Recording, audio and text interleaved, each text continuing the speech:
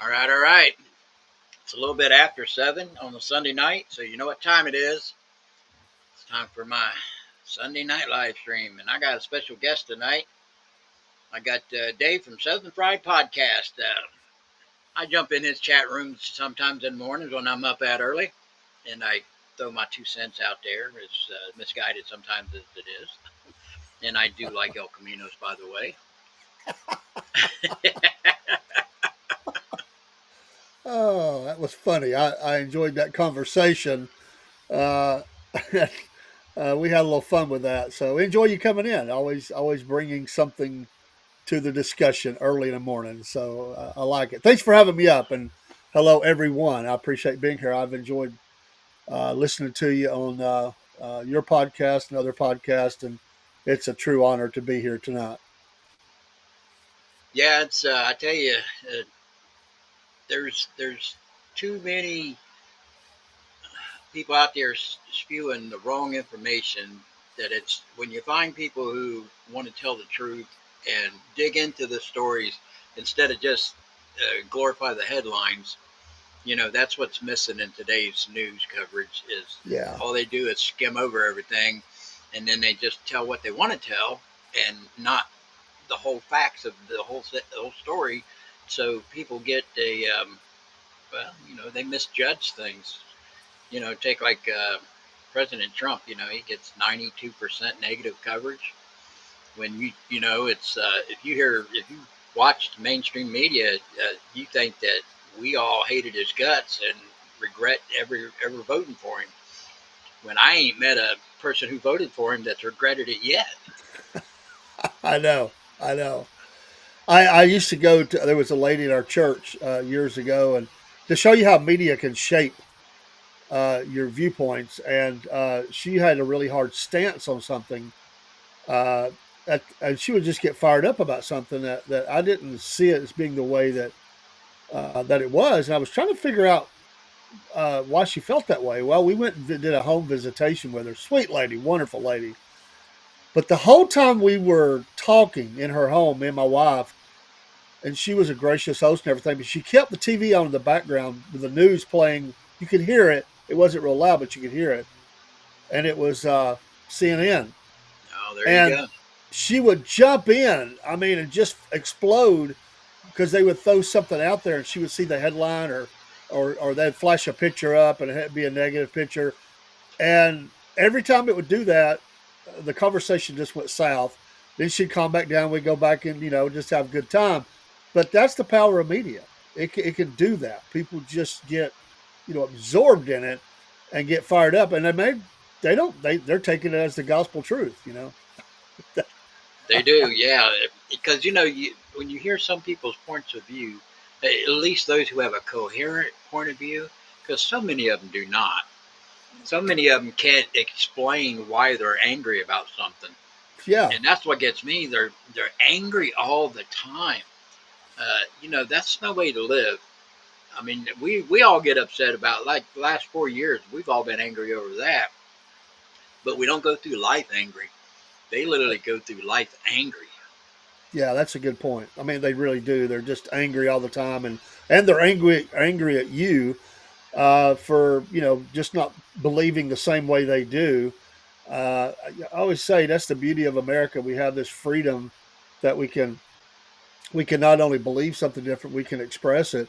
But at the end of the day, we don't have to be enemies. Most people don't.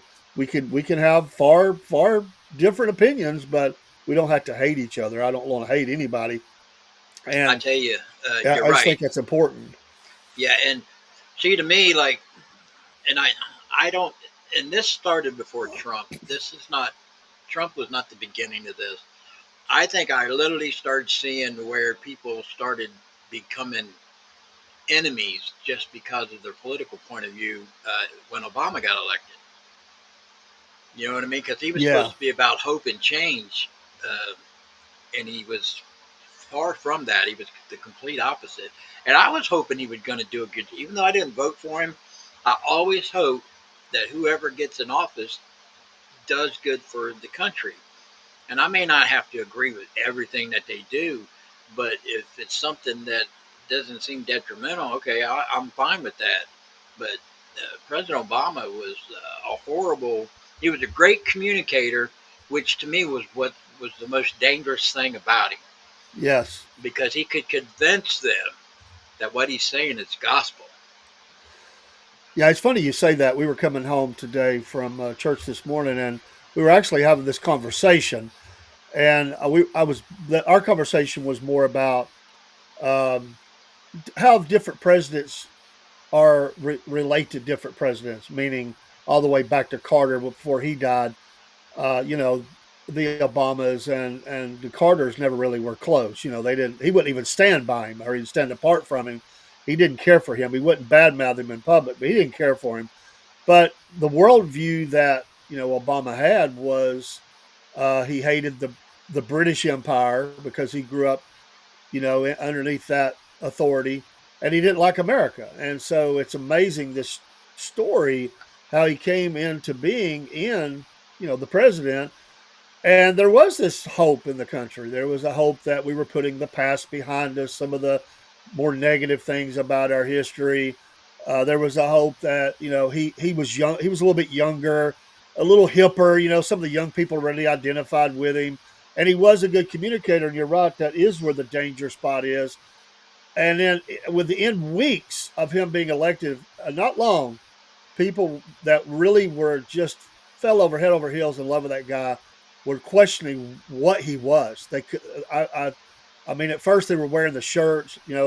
Everybody at work was wearing them that supported him, and within weeks they were probably burning those. They were so sick of him already, and these were his own supporters. Yeah, yeah, but you know what's sad about that though? He got a second term. He did. He You did. know, and we all know. Let's be honest. You know, the elephant in the room. We know why he got elected the second time, because everybody was afraid to vote against him because they didn't want to seem like, oh, I'm not racist. I voted for Obama. You Yeah. know what I mean? Instead of just looking at his job performance and grading him on that, uh, he done a very good job communicating about everything being seen through the lens of race. So you Yeah, know what I mean? I had an African American. I've had more than one, but I had one, and it was this was at the end of that term, and this is 2015 into 2016. And I had a gentleman that I worked with, and he asked me what my opinion was of Donald Trump, and we just had this really good discussion. And he says he's got my vote, and he gave the reasons why. But he said I can't tell anybody in my family. If they Yeah, find out that I'm voting for him, they will all turn on me. He said they're so blind to what's going on, or they just don't want to be that person that steps out. Now, by the time that he ran it again, by then he was more, I'm voting for him. And he told his family. But it took him a while because he was afraid that he was going to be ostracized from his own family. you know, and I was the black sheep of the family. That my mom was one of those people who the vote blue no matter who, right? Because she thought her interests fell in line with the Democrat Party, because she was always, low income. You know, she had to have assistance when we were little because her and my dad split up when I was like 4 years old, I think. So, she voted with her interest. I get it. Most people Yeah. do. The problem is the system didn't work towards, I always say there's nothing wrong with a hand up, not a hand out, uh, which is probably the worst thing that the government ever did. Is they do all these handouts, and this they've learned over the years, over the decades, that this is how they get votes. Free stuff. Problem is, the Yeah. rest of us who are working our asses off are paying for that free stuff. I know. I know And there was a belief that there was an endless supply of money to be given out. right, yeah, there's a money tree somewhere. Hey, I got to make a quick announcement here, guys. Rumble Studio chat room and my YouTube multicast chat room is not working. So I've got my phone on Rumble, and I'm saying I'm going to say hi to Minnesota and hi to Andy, but I cannot see no other chats. So I apologize for that. If you're wanting to engage with us, I wish I had another phone I could log on to YouTube and be able to see both of them, but I don't. So I want to apologize for that. We were 10 minutes late because we tried to go live the first time and it wouldn't let us. So I had to do a whole new deal real quick. And I'm not a fast typer, by the way. I can type fast, but it's not accurate. Yeah, that's me too. And a lot of times the autocorrect thing will work and not in your favor.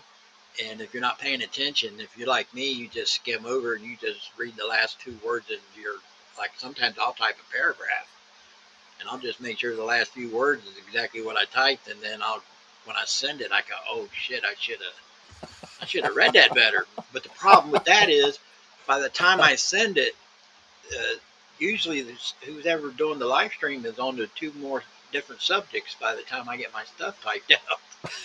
That's why I like this right here. I don't have a face for the camera, but I like being able to talk to you instead of trying to type things to you. But Absolutely. I try to do my little zingers in the morning for you guys. I try to be what do they call it, pithy with my chat Oh, I stuff in love the it. mornings. I love it. And anytime we can get my co-host fired up, it's a double win.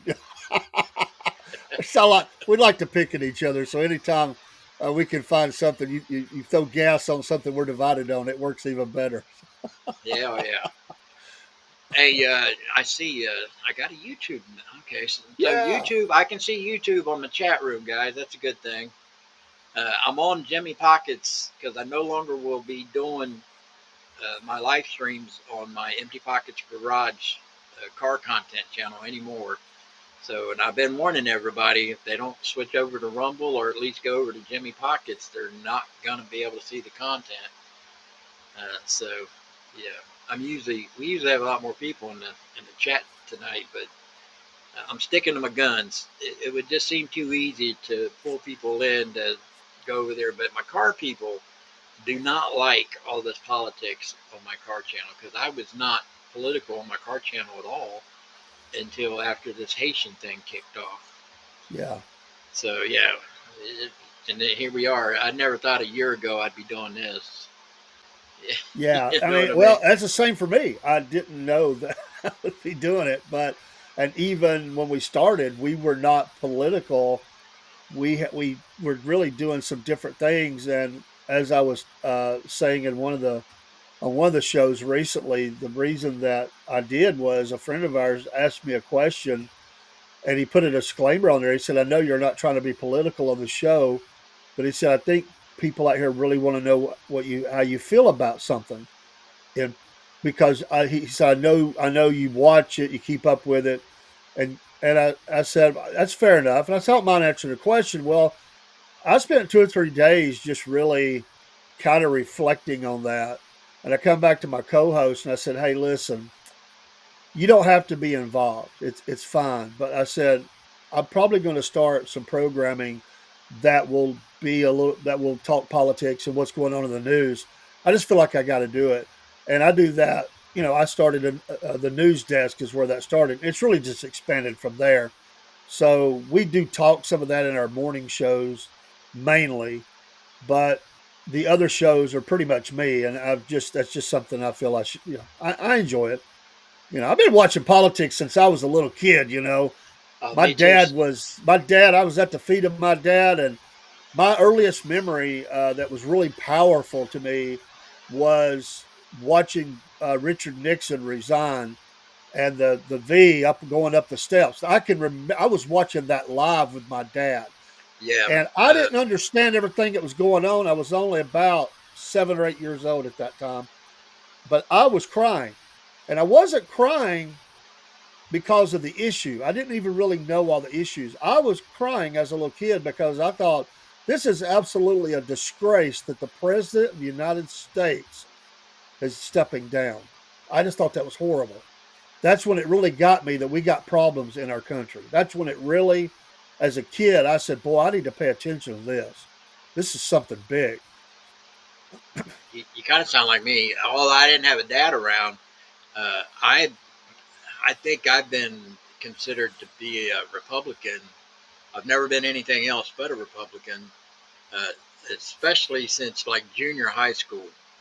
I got seriously into the government side of things, the politics. Yeah, but nobody, junior high school students, kids, they don't want to talk about this stuff. I No. can't have a conversation at home because my mom was 110% Democrat.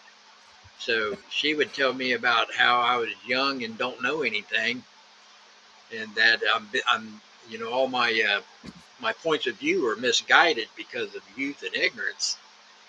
But we were still having that same conversation when I was in my 40s. You know what I mean? Yeah. It was. It's so funny because my brothers used to hate it when me and my mother come when it's come around to be a presidential election, and we'd get into spirited conversations. We'll just say that, and like if we're having like a holiday, like I was over at my daughter's house, we were all over there, and her in-laws was there, and me and my mom started talking about politics. I think Obama was in office at the time, and I was telling her everything that was wrong with him. And she's like, I can't believe I raised you, and this is how you think. And blah, blah. I was telling her since the Clintons, there needs to be a businessman running this country because all these politicians are taking away our wealth and giving it to other countries. Yeah. And they're getting wealthy. That with that wage gap and that the poor keep getting poorer and the rich keep getting richer. That wasn't always the case. And I say it many times. Back in the 70s, the largest tax base in this country that fed the federal government was the middle class. Now it's the top 10% Yeah. because everybody else don't make enough. It's Yeah. it's it's sad. Yeah. This ever since our well, it's been going on longer than that, but ever since our country really, everybody started talking about this global, the globalism. I mean, they wouldn't say globalism, but they were saying it's a global community, it's a global family. We're going to be selling goods from one side of the world to the other, and we're going to elevate everybody together. And it doesn't work. It just doesn't work. And America got shafted, and we're still getting shafted. And these people, they're just bleeding hearts, man, and they just feel like it's like the misguided people that say, if you just get the terrorist a job, he won't kill anyone anymore. There's people in our government that believe that if we could just get them a job, they won't kill anyone anymore. That's the dumbest thing I ever heard. That is the dumbest thing. Well, it's stuff like that. We can jump down a bunch of rabbit holes. It's like you see these gays for Palestine. You know what I mean? And they're out there supporting Hamas, and they're holding up all these signs about down with Israel and all this other stuff. And you try to explain to them that like Israel, even though it's a religious country, it's like one of the most openly gay communities in that entire world on the other side. And of course, Hamas will throw you off a building if you're gay, but yet they want Sure. to support them. But you tell them that, and they'll tell you you're lying because they just don't. I don't know what it is. Is they've been convinced that they don't have to look any deeper, and they just take the word of whoever's telling them this stuff, or they're just lazy and don't do any research at all. It's hard to Well, explain. yeah, and how many young girls have or young ladies, have had someone that came over here, throw the money around, romanced a lady, got married, took them back to their home country, and they became a slave. And their families had to, in many cases, if they had the money, the means to do it, is hire somebody to extract their daughter because they could never see them. They wouldn't allow it. They had no rights. They were just kept at home, and they would eventually get word out that I can't leave. This is horrible. I thought he loved me, and they some of them can't make it back. Some of them end up not living. They they're just took out. But some of them have been extracted and brought back to the United States. They just don't pay attention to what the ideology is of some, not everybody, but of some, and the But connections they have. but those people, they don't have a problem lying. No, It's not, you know what I mean? Like in the Christian community, lying's a sin. So, but they don't consider that a sin. They consider it an ends to a means, and they also consider if they can get a Western woman to marry them, it's like a trophy wife to them. You know what I mean? It's like a yeah, way to take down the West by converting their women. It's just something they sought after. I don't know why, but you're right. I've seen that many times. They even got movies out about that, where where the husbands will take the child, and the mothers, in fear of the child, will follow, and then get trapped, just like you said. That's happened many, many times. I But had a friend who he divorced. They had a child. She got with someone of in uh, that followed Islam, and he went over there. And he told him, he said, "Listen, I want to tell you straight. What you and my wife do, or ex-wife do, that's between y'all. But my son, he's 11 years old. He's been raised one way, and that's not going to change. Or me and you's going to have trouble." And he said he wouldn't. He said, "I just want to make sure because you're not going to take him and put him in another faith, and we're not going to have that." But you talk about lying, and I remembered when you said it was all right. It's true, and they always said if you can advance the cause, an end to a means or whatever, a means to an end. Yasser Arafat, old Yasser Arafat, he would address American media in English and cut up, and we're going to have agreements. He would shake hands and he would play dumb, and he would immediately turn and speak in Arabic and tell everyone in Arabic that knew that language, "Oh, don't worry, I'm just fooling them. I'm not going to follow this. The agreement don't mean anything."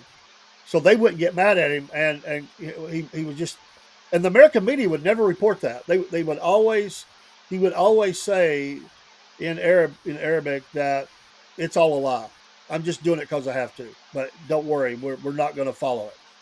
And American media just would not report on that. People that knew the language would say, "He just did. Why didn't they just report on what he said?"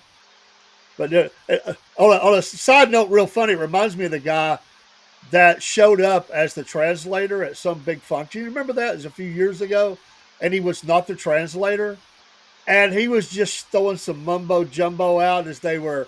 He was supposed to be translating what this leader said. It was like one of those "I stayed at the embassy suites last night" thing or something. The guy shows up, and viewers were going, "He's not even saying anything. It's mumbo jumbo. It makes no sense. It's not coherent." And they arrested him. The guy just he played it off, and I guess the other guy was running late, so he said, "Yeah, I'm the translator," and just a goof job, I guess. But he pulled it off, and they believed him, and he got up in front of the world I didn't on see national that. TV. Talk about some. How long ago? How long ago was that? It's been a few years. I'll say it's been at least 5 or 6 years ago, but I forget they were addressing the media, and it was being broadcast across the world. And but he went on for, I don't know, 5 minutes or so before somebody finally whispered in somebody's ear and said, "Get that guy off of there. He's not. That's not our guy." And I think the other guy might have just showed up too. Something happened, and it was just, I don't know how he just. I think they looked around and they were like, "Where's the translator?" And he just stepped up like, "I'm your guy." The other guy was just late, and Yeah, yeah. I tell you, I've seen that. I've seen a many a movie to where uh, they'll do it like it's kind of like a funny thing. It's like the guy that's speaking a foreign language will say something very horrible, and then the translator will say, "Well, he thinks your suit is very nice," and usually what he says is, "Your mother's a whore" or something like yeah, that. You know what I mean?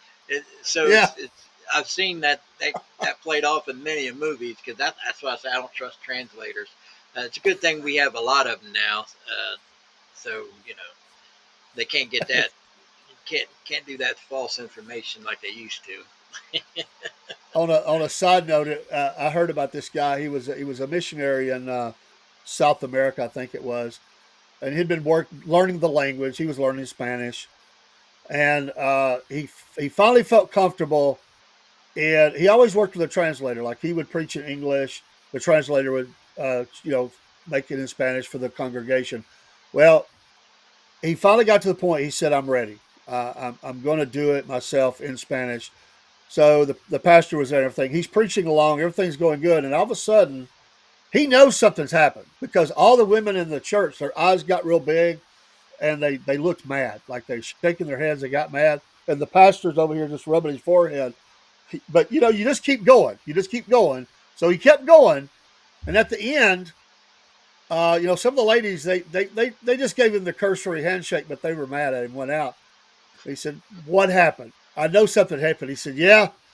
He said, "I'll clean it up for you." He said, "But about halfway into your sermon, you told all the women in the congregation that they were pregnant." No. Basically, what he said is, "All you women, I'm here to tell you that all of you are pregnant." He got a couple of words twisted up. Well, I guess that's better than saying I'm here to impregnate you. That would have been worse.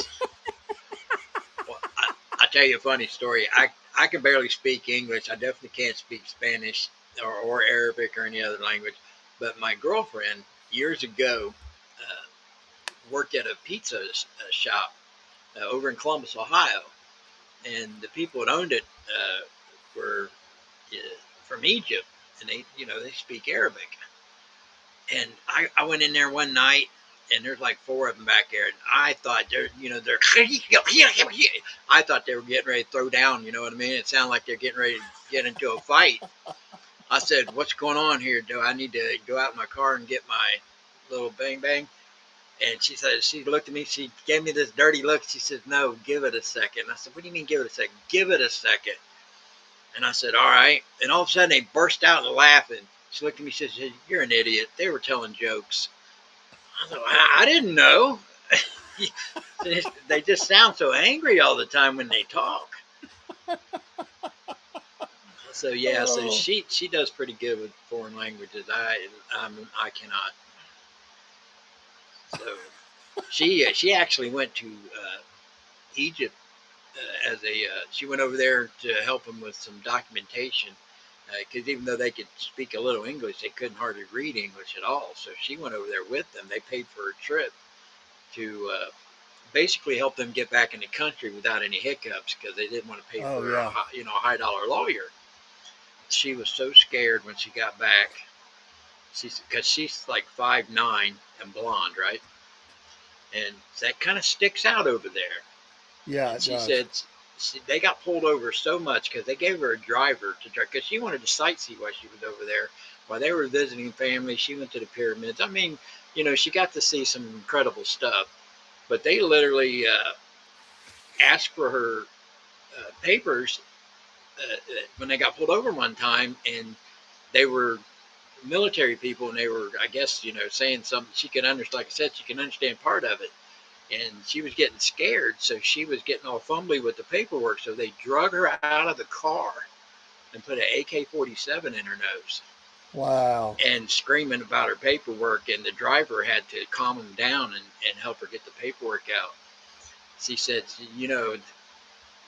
everywhere they went, that blonde hair stuck out, and the Oh fact that yeah. she wasn't covered. And so she said it was a great trip, but the scariest trip she'll ever been on, and we'll never ever go over there again. I work with some people. Their family lives in Mexico. They've lived here most of their life and are citizens, but they went back for a visit over the holidays, Christmas time, and they were traveling. And there's a big scam that goes on down there, and everybody knows about it.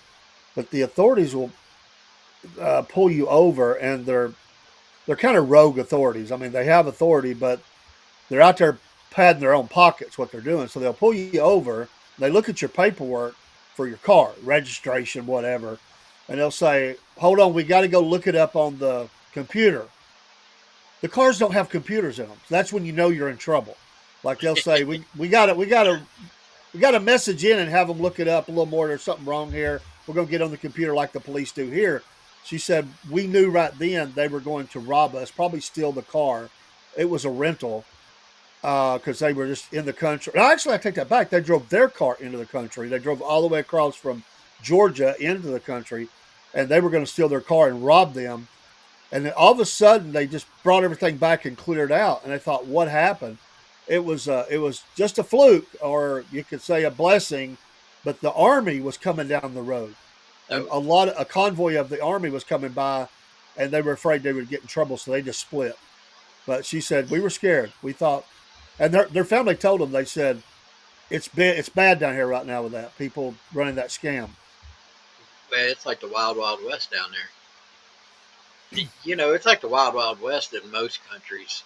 You Sure. know, including like I said, Egypt. And then this was, I tell you, when she was over there, what was it? The Muslim Brotherhood had just taken over and was controlling the government at that time. Oh yeah. So there was a lot of aggressive, basically martial law kind of thing going on at the time.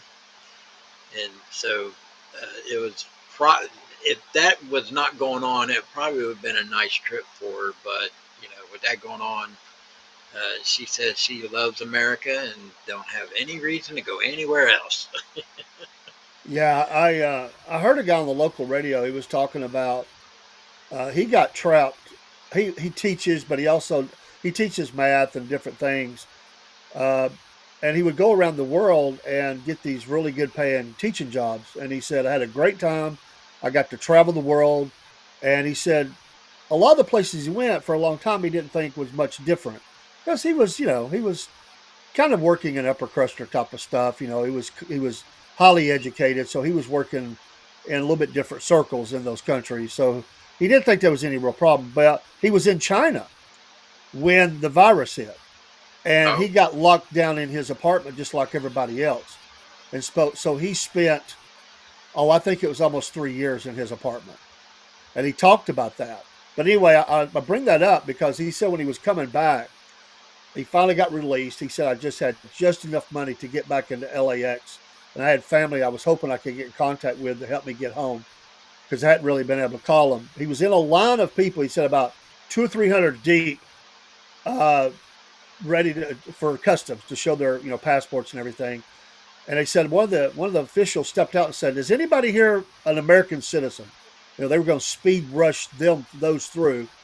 And he said, "I never in my life raised my hand as high as I did that day to say I'm an American citizen." They pulled him out along with a handful of others. They brought him into another line. And when he got up there, he gave him his passport. And he said, the guy said to him, "Welcome back to the United States of America." He said, "I know people probably thought something was wrong with me, but he said, all that was I had went through just flowed out." He said, "I broke down and cried." He said, "I was never had been more patriotic in my life to be an American citizen at that moment." He said, I will never take that for granted again, what that means to be a citizen of the United States." And a lot of people do. They just don't think of how precious that is. We got these people saying, "I'm going to give mine up and leave the country." Well, go ahead. That's what you want to do. it's funny. You got all these celebrities that are leaving the country. It's funny that they're leaving the country this time and not the last time, even though Yeah, they threatened it the last time. Honestly, I think it really has something to do with Epstein's list. it could be. But the thing is you notice the countries they're going to now. They'll be the first one to tell you that President Trump's a racist and don't like red and brown people and black people. But yet you don't ever see them going to, and they live better because it's a more uh, they live higher on the hog with the money that they have if they went to these other countries. But they always seem to end up in these European countries where it's mostly white. It's funny Yeah, how they do that, but yet they want to preach about I know. our immigration laws and it's racist and all this other stuff. I was listening to a podcast. This has been a probably back in the first term of President Trump, and they interviewed a guy that worked for him at Trump Tower, and he was African American, and they were asking him about, just his opinions about him as, um, someone who worked for him. What, did he ever meet him? And he said, well, absolutely. Been in a hotel. I've been on the elevator with him. But he told a story. He said that, he values education. His kids have got education. He values that, and the right kind of education. And he said he saw him in an elevator, and he had one of his he was going to college while he was working, and he was trying to do his homework. There's always homework to be done, so he was trying to get in a couple of moments of homework in the elevator while not waste that time. And so the president noticed that, and this is before he had became president, because this is right after I think he was elected the first time. And he said, "Where'd he go to school?" He started asking questions. And he told him, and so he said, "Yeah, there's a two or three of us here that are in college that work here at the towers." And it's not. I try to get in any study time I can during my breaks or whatever. And so he said that there was a room there at the tower that was empty, and President Trump uh, told them to let them use that room to study because it was important because they were trying to get their degree, and not to rent it out or anything for a while, so they could use that as a study hall kind of place. And he said people just don't know this guy. They just don't know what he's like. He's not what he's being portrayed in the press at all. And he said, I'm not just saying it because I worked for him because they gave me the room. He said, I had saw that time and time again, how he interacted with people. But of course, media wants to make him out to be the next coming of Adolf Hitler or something.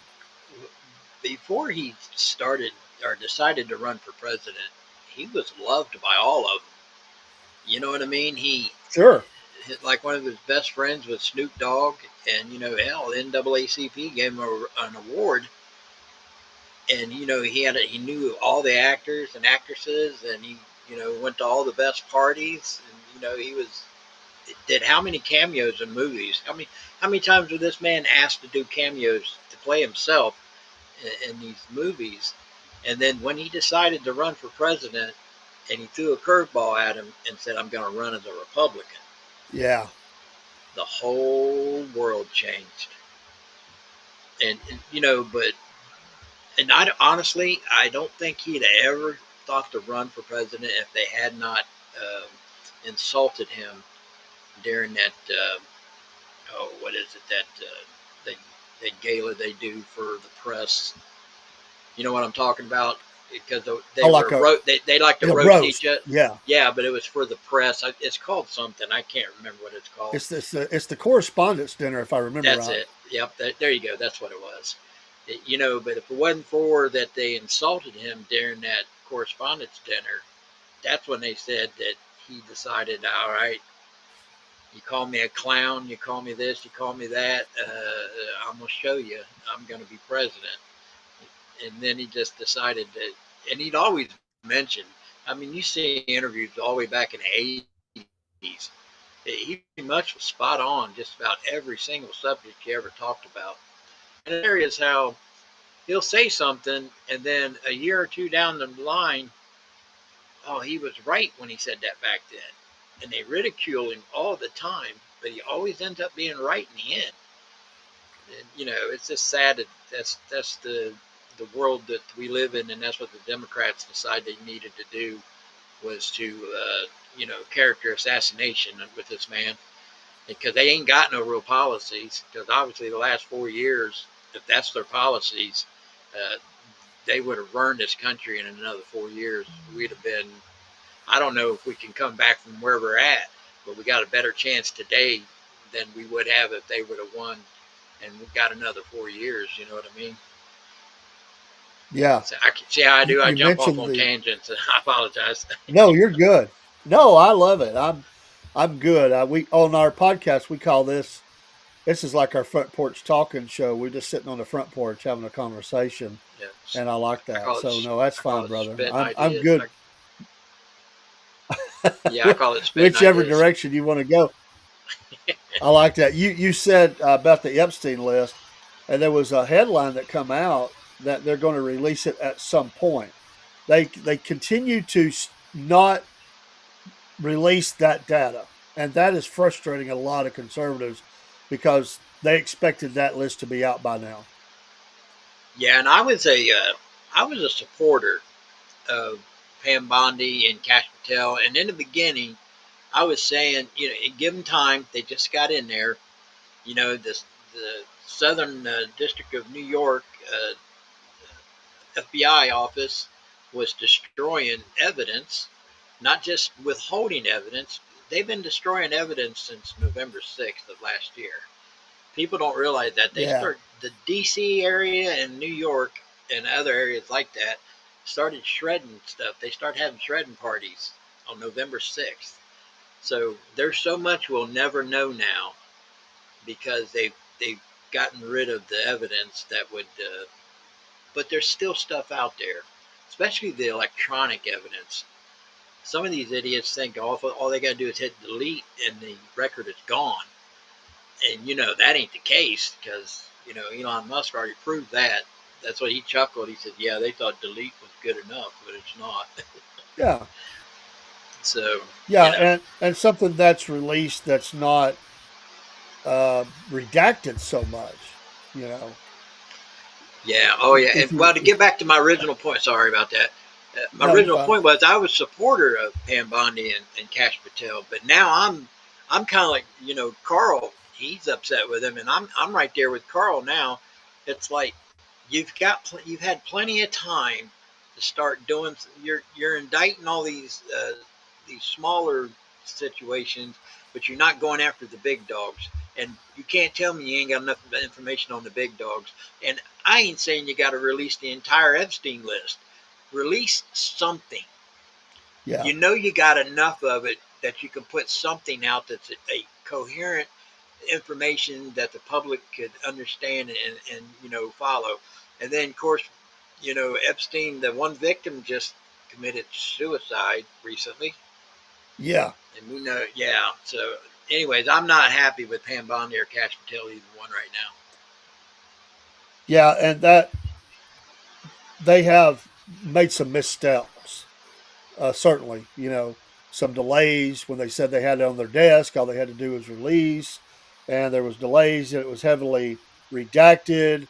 And yeah, they're going to have to. They need to make some amends um, at some point pretty quick because it will cause the president harm because people are demanding this. Well, when they did that little press uh, secret meeting, only a certain amount of the press people were allowed in there and got the documents, and the documents was nothing that we hadn't already seen, Yeah, years ago. It was nothing new. It was something that was already out in the public. So that was kind of like a shit show right there. That was ridiculous. yeah, and you know it's funny we're moving at lot speed on a lot of things, but then some things seem to be slow rolling, and it's obvious there's somebody slowing that down. When other things are moving very quickly, they seem to just let this one sort of drift out there a little bit. So, and this and some other things as well. But yeah, they need to get clarification. It's pretty quick. I mean, the 100 days are in. It's time to start seeing some things because that really should set your administration for the 4 years. Now you got to start moving on some stuff.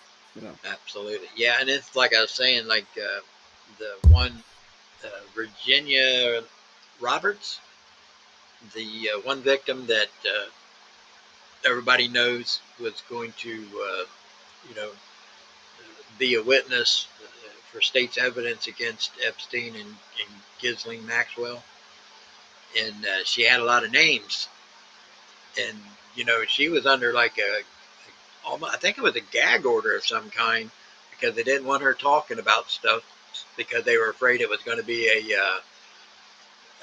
where you can't have a fair trial when when it's Yeah. been tainted because you put too much information out there in the public and then everybody already you know they have their public opinion. And, that's, you may win in a court case, but you'll lose in a social.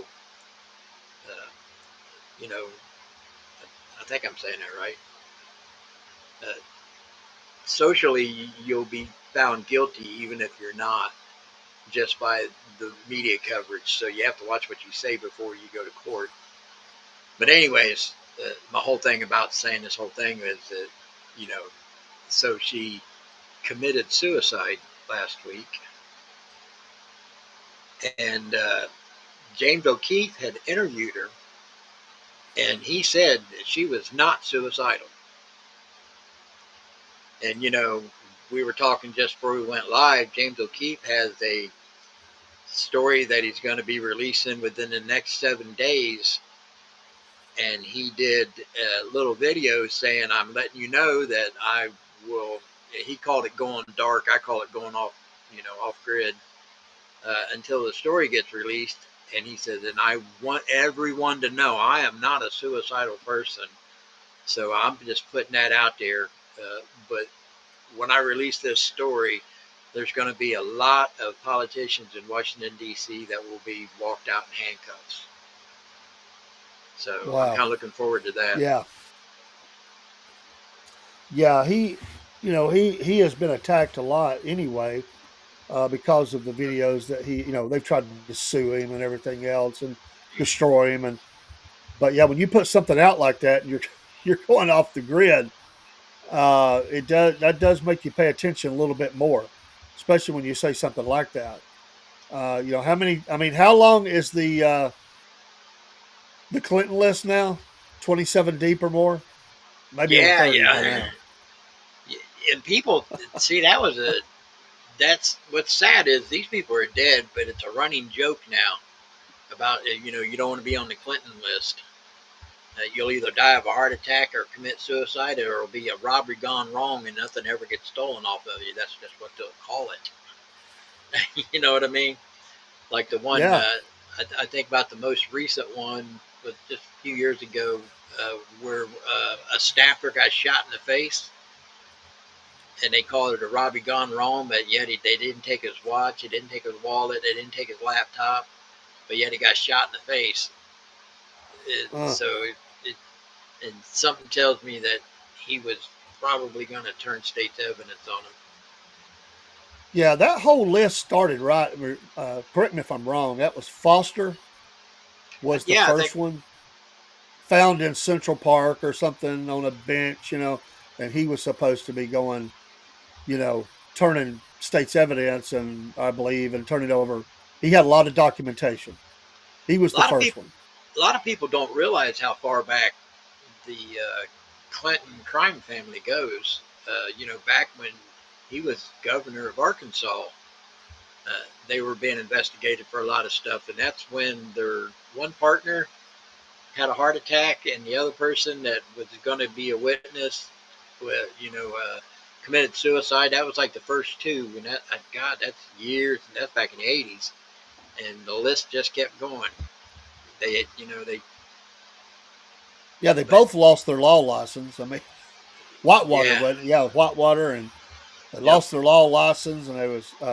I mean, at one point, her law firm was doing the investigating on basically themselves. I mean, it was so not right what was going on. I mean, Well, it's like the email scandal.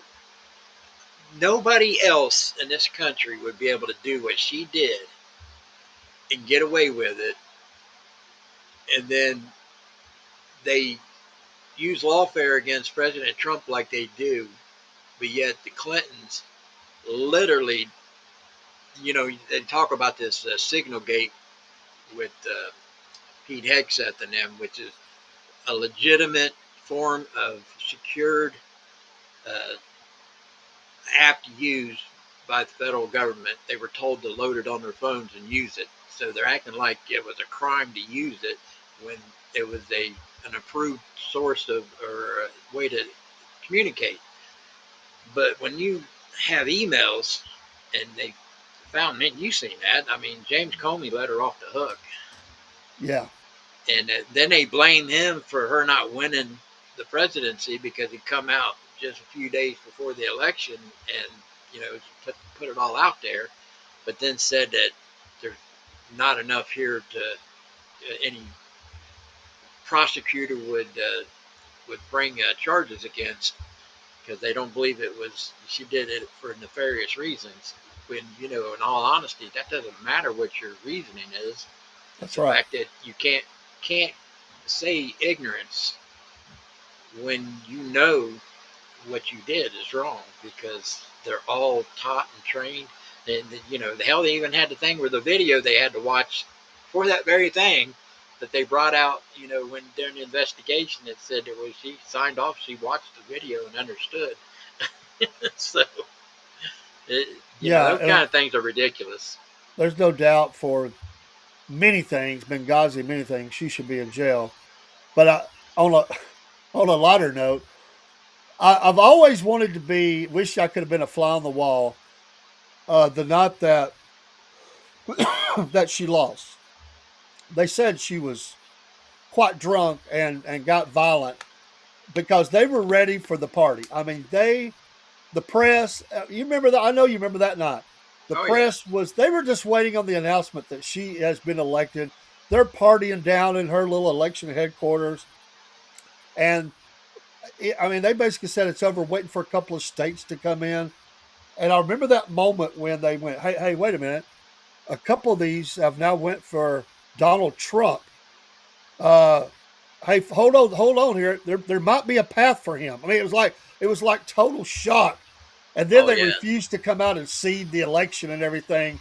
I would have loved to have been a fly on the wall, just watching her reaction. And when they come to and told her, uh, "I'm sorry, you lost." Yeah. Oh, I imagine she probably threw a few things across the room and had some language that was not ladylike, I'm sure. Oh yeah.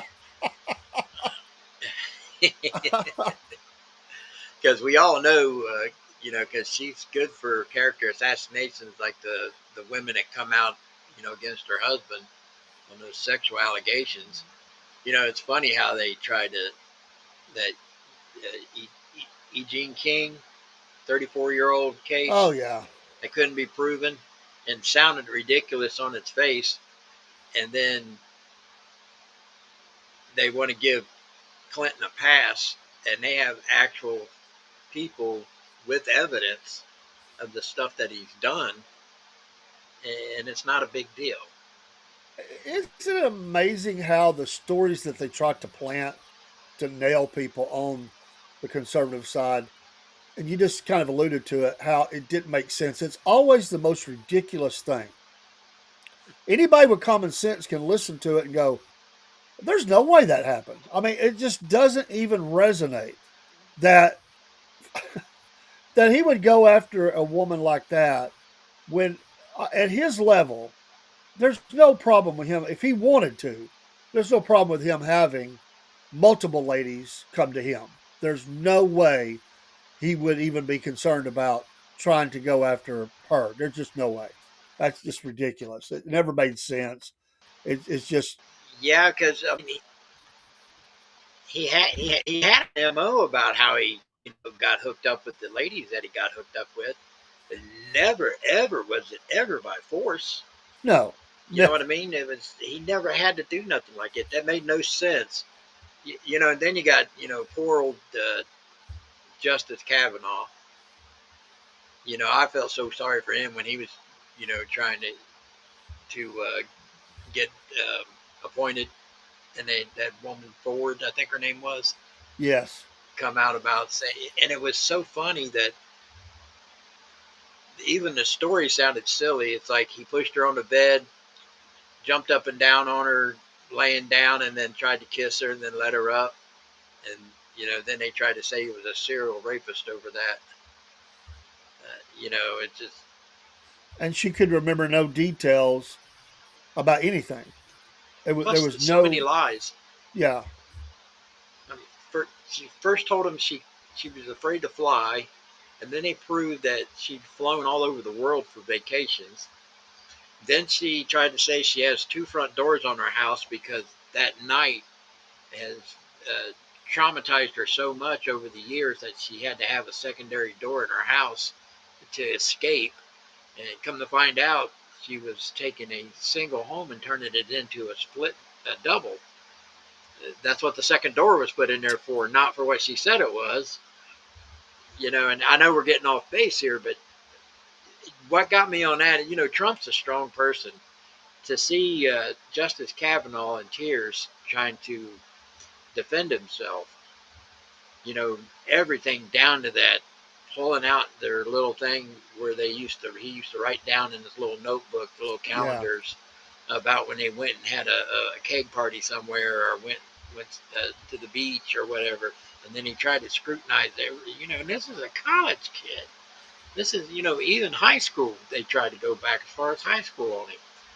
They'll do anything, any means necessary, any lie necessary to keep conservative people out of power.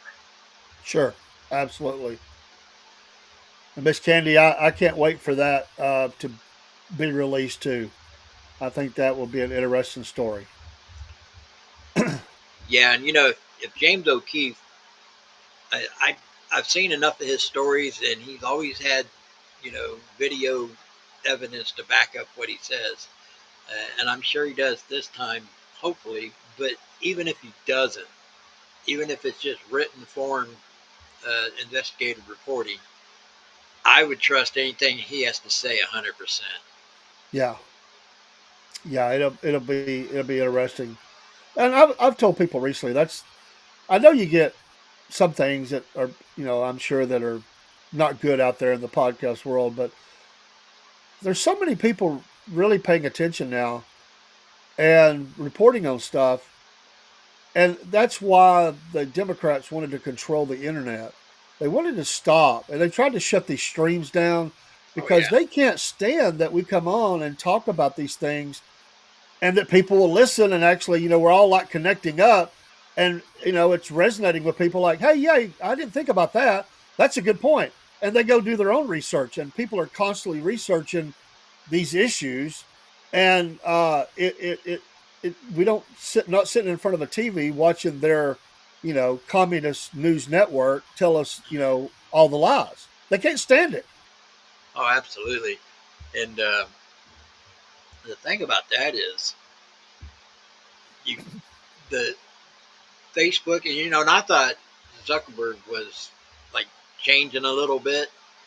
You know what I mean? I thought he was like kind of coming over and seeing the light about free speech on his platform and stuff like that, but he's not. You know what I mean? He's going right back to the same old tricks.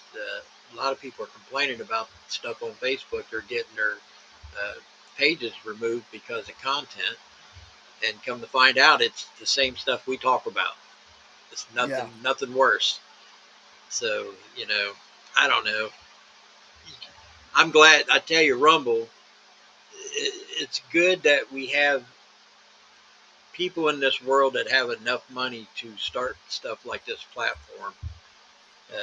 Or you got Elon Musk and his, band of geniuses, and they can afford to come in there and, you know, be on our side.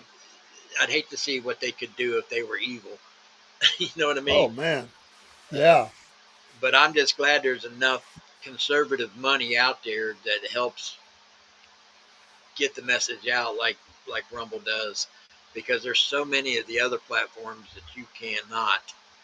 YouTube being one of them. You have to watch everything you say. When I was first just on YouTube, my message was a little different, and it's not really different. It was the way I brought it across, and it was okay. It's kind of like a milk toast message because I knew, I couldn't be overly aggressive. I Sure. couldn't, I couldn't do a rant. That's right, because if you do a rant on YouTube and it sounds aggressive for too long, in their algorithms, they'll give you a strike. And it's just so many rules, and Rumble's been a good thing.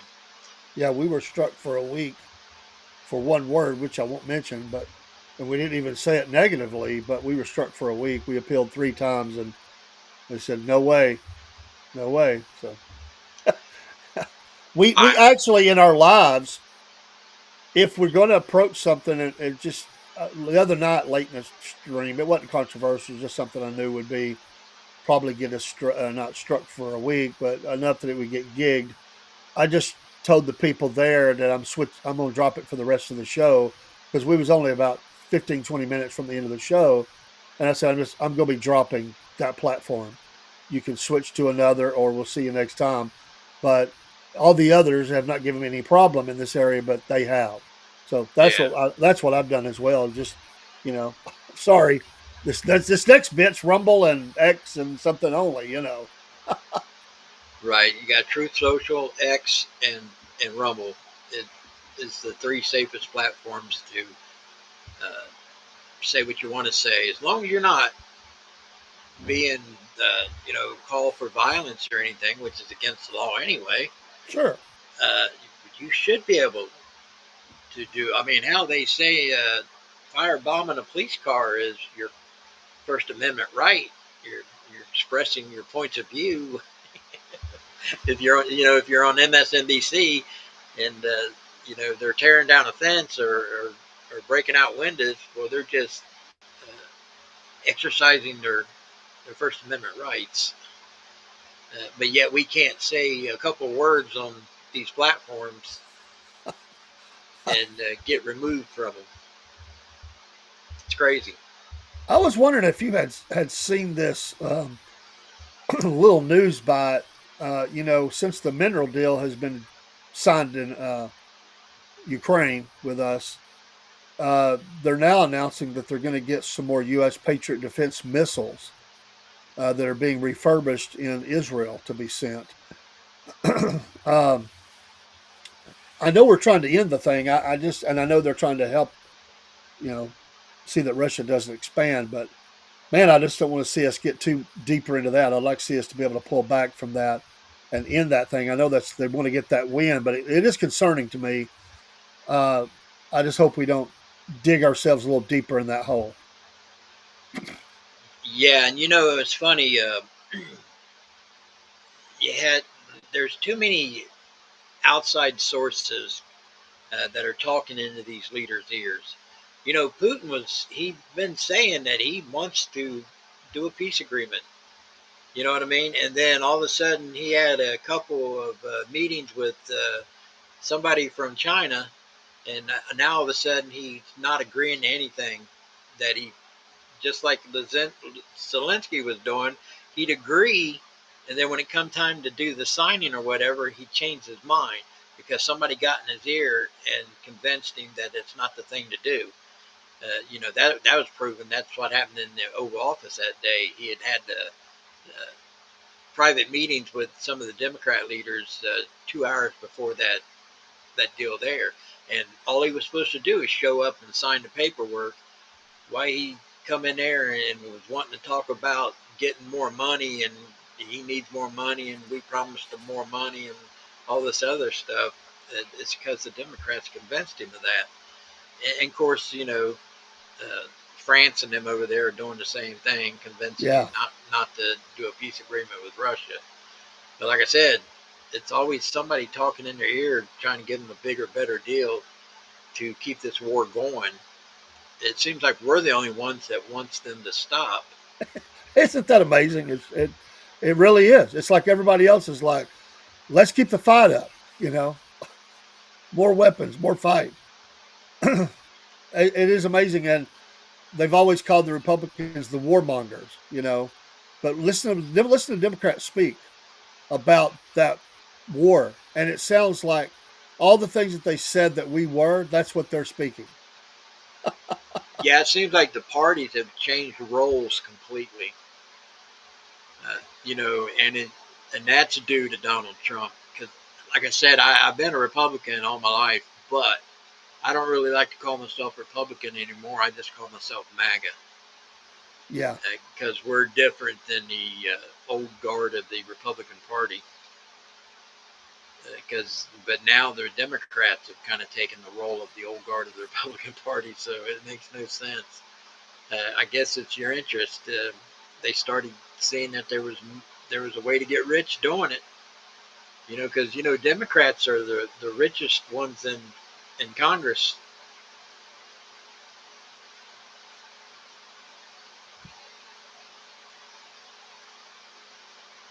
You there?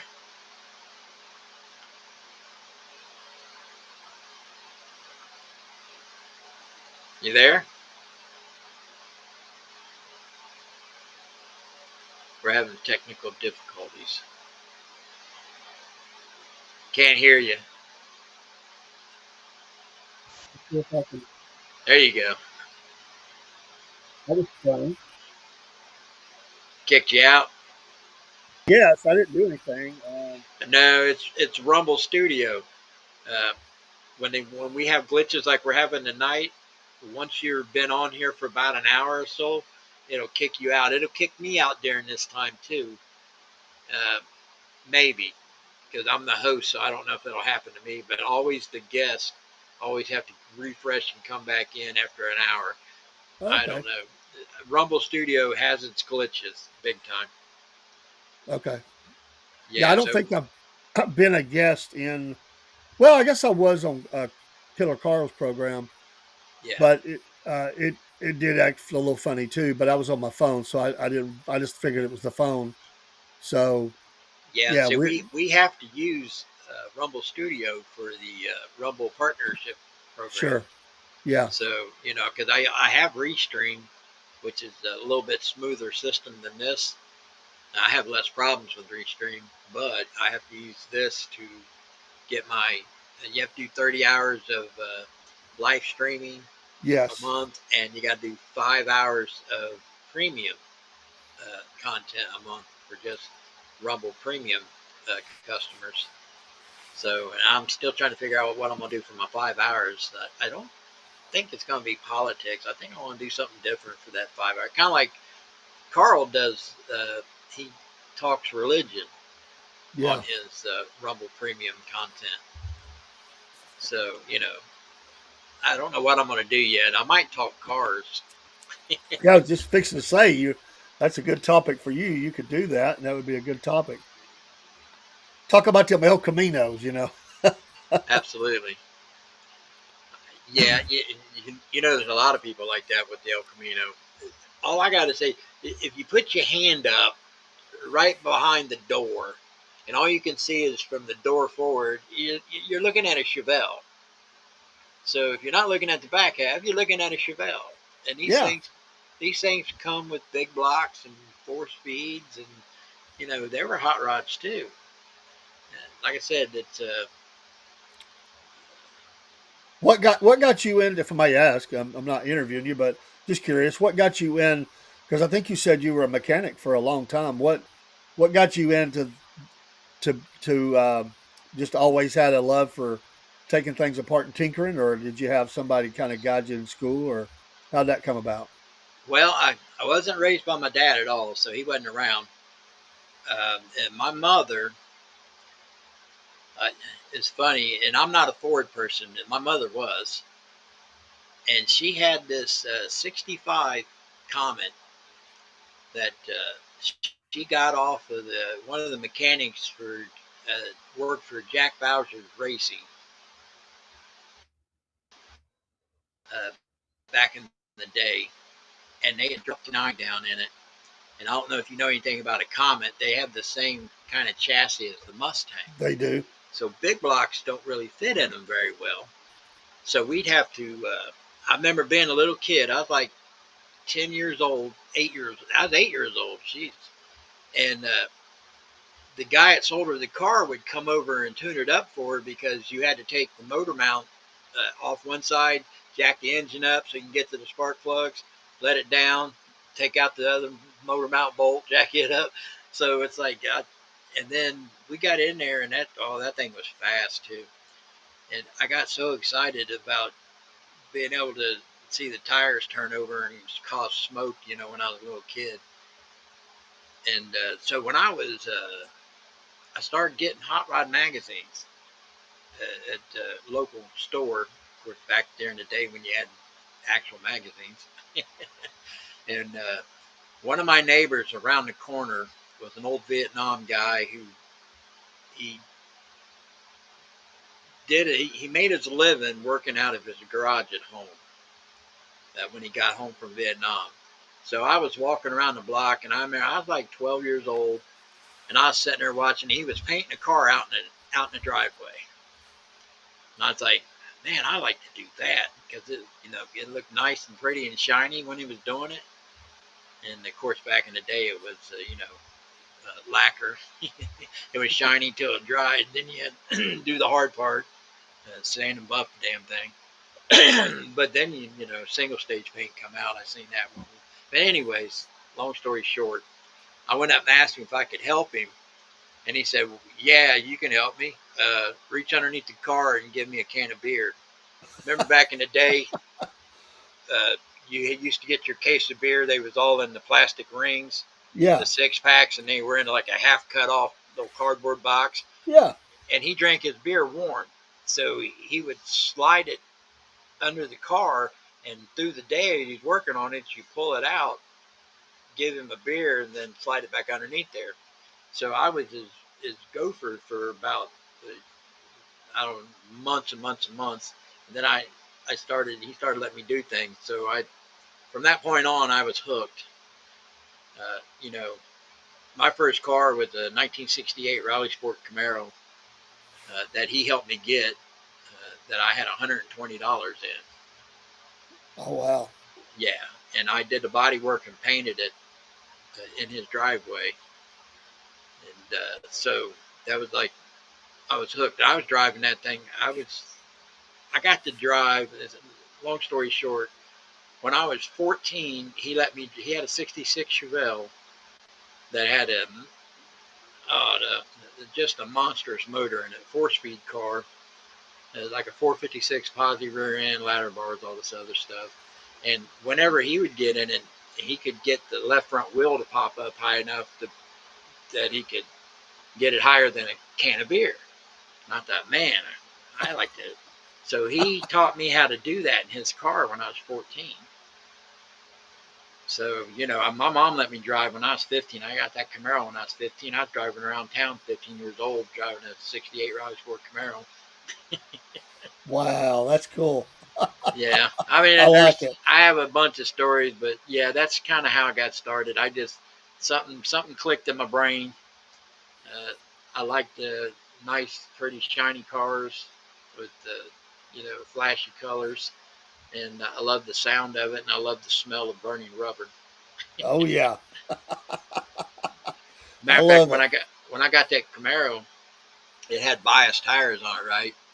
E78s. It had torque thrust wheels on it already when I got the car. Pretty decent tread, but it was wasn't posi. It was just a single wheel turner. One burner is what they called it. That I burn all the tread off of one tire, and then I would have to switch it out, and then probably 6 months into being able to drive the car on the road, I had all 4 bald tires because I have to kept rotating them. And I didn't, you know what I mean? Oh so, yeah. Burning but that yeah, tire up. but that it was a 327 with a power glide in it, and I could roast that tire almost an entire block. So as a Oh dumb kid, yeah. you do a lot of stupid. Now, I have a pretty hot Challenger, and I hardly ever turn the tires over because I don't want to have to pay for it. Yeah, tires are so expensive. I mean, Oh yeah, yeah, especially modern day. Like I got 20s on mine. That's what they come with. But yeah, you learn, you get older, and you're like, oh, this costs money. I can't be doing this. oh, for the days when you could go down to the tire store and throw $100 bill on there and get new tires balanced and rotation or what, all that stuff, Oh yeah. for $100. Oh, easy. Yeah. Easy, yeah. Well, I there's a reason why my channel was called Empty Pockets Garage. It's because I grew up poor, so I would either trade my services to working on cars because I worked in a junkyard when I was 15.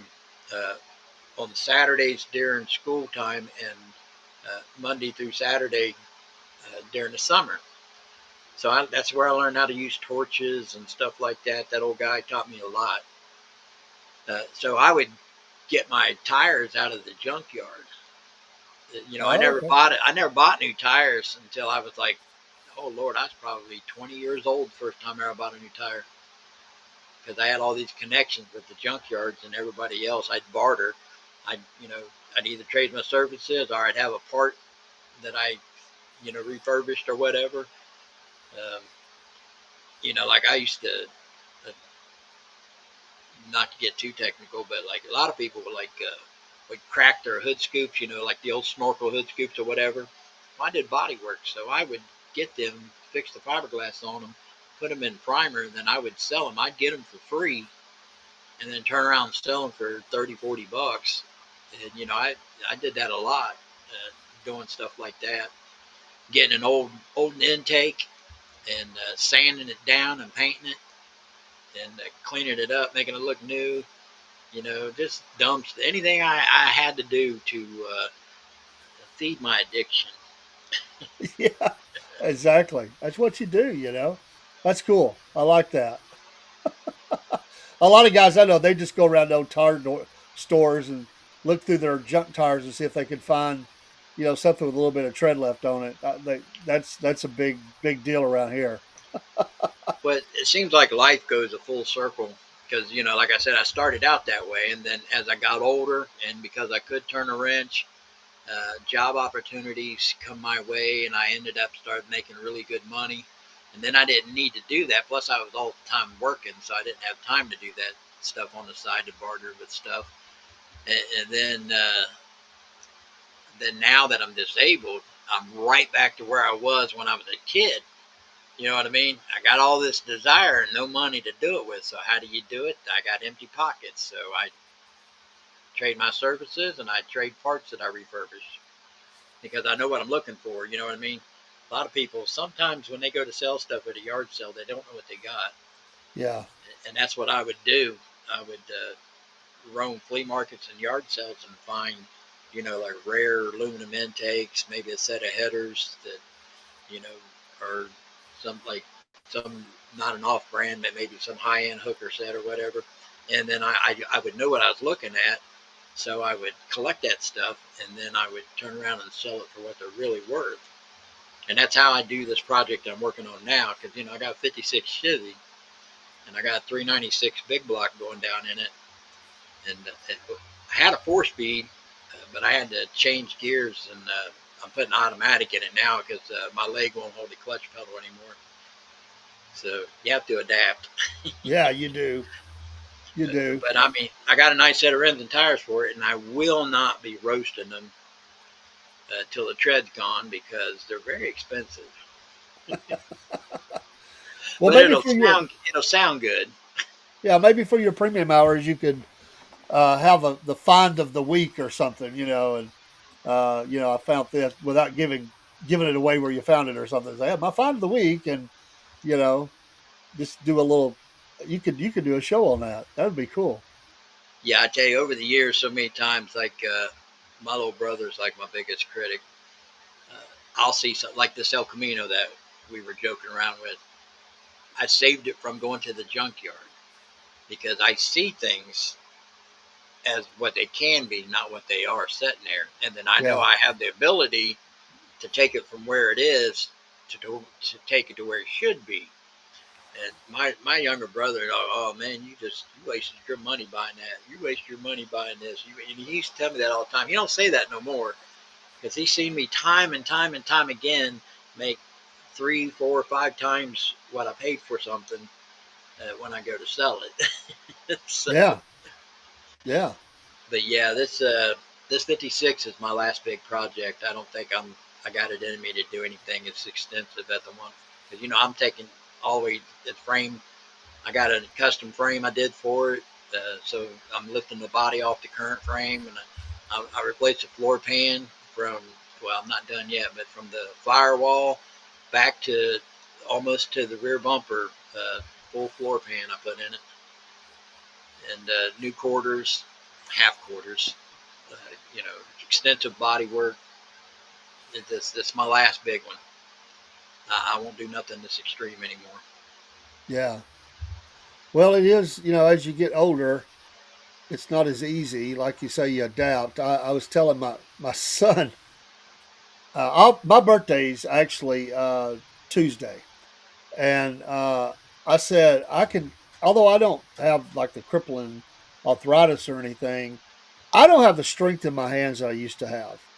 We were tearing open a box. I'd bought a new chair for the studio, and it was uh, glued really tight, some thick cardboard, and he was having to rip it open for me. I said, I just can't get a good grip on it with my hands anymore. And with the weather we've had, they hurt a little bit, we've had a lot of rain down here and Oh yeah. temperature changes, and that really causes my hands to hurt, especially my thumbs. I have a lot of problems with my thumbs.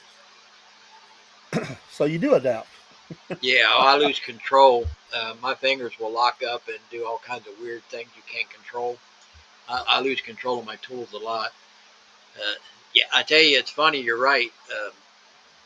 Back in the day, if I needed to pick the rear end up, like if I took the rear end out from underneath my car, I could just pick it up, hug it on my chest, and carry it across the yard and do whatever with it, and slide it underneath the car, or do a transmission job and never use the transmission jack. I'd get underneath there and put it up in there by hand. Uh, I have to use my engine hoist to pick a rear end up now because I can't do it. Yeah. Yeah, so that's what I'm saying. I'm going backwards, going back to where you started. And when you're young and you're not strong yet. Yeah. Eventually I'll be in diapers again. Life is a mystery. I want to tell you, it's interesting Yes, it is. how things happen, and uh, how we do change. We do change over time, and it's funny, the circle of life. It really is. When you start out your viewpoints, even, and you get older. And what I like about being older, though, what I like about being a grandpa, and they call me Papa and Pawpaw, but the filters tend to come off a little more. You just don't care anymore. What Oh yeah. people think. You're like, I don't care. What? It's like people come up in a stream and they'll say something snarky, and I'm like, really? That's the best you got? I mean, it's just funny to me. I don't get mad about it. It just cracks me up. Like, just go away. I don't care anymore. Yeah, your priorities change a lot. Uh, it's so funny because you probably remember these days too when you were younger, and then some old timer that you're hanging around or whatever part of your family, they'll tell you something. Don't do it like that. You're gonna regret doing that when you get older, whatever it may be. You know what I mean? Uh, and damn, you're like, oh, bull crap. And then 50 years later, it's like, oh man, I wish I'd have treated my body a little bit better because that old guy was right. I know, Yeah,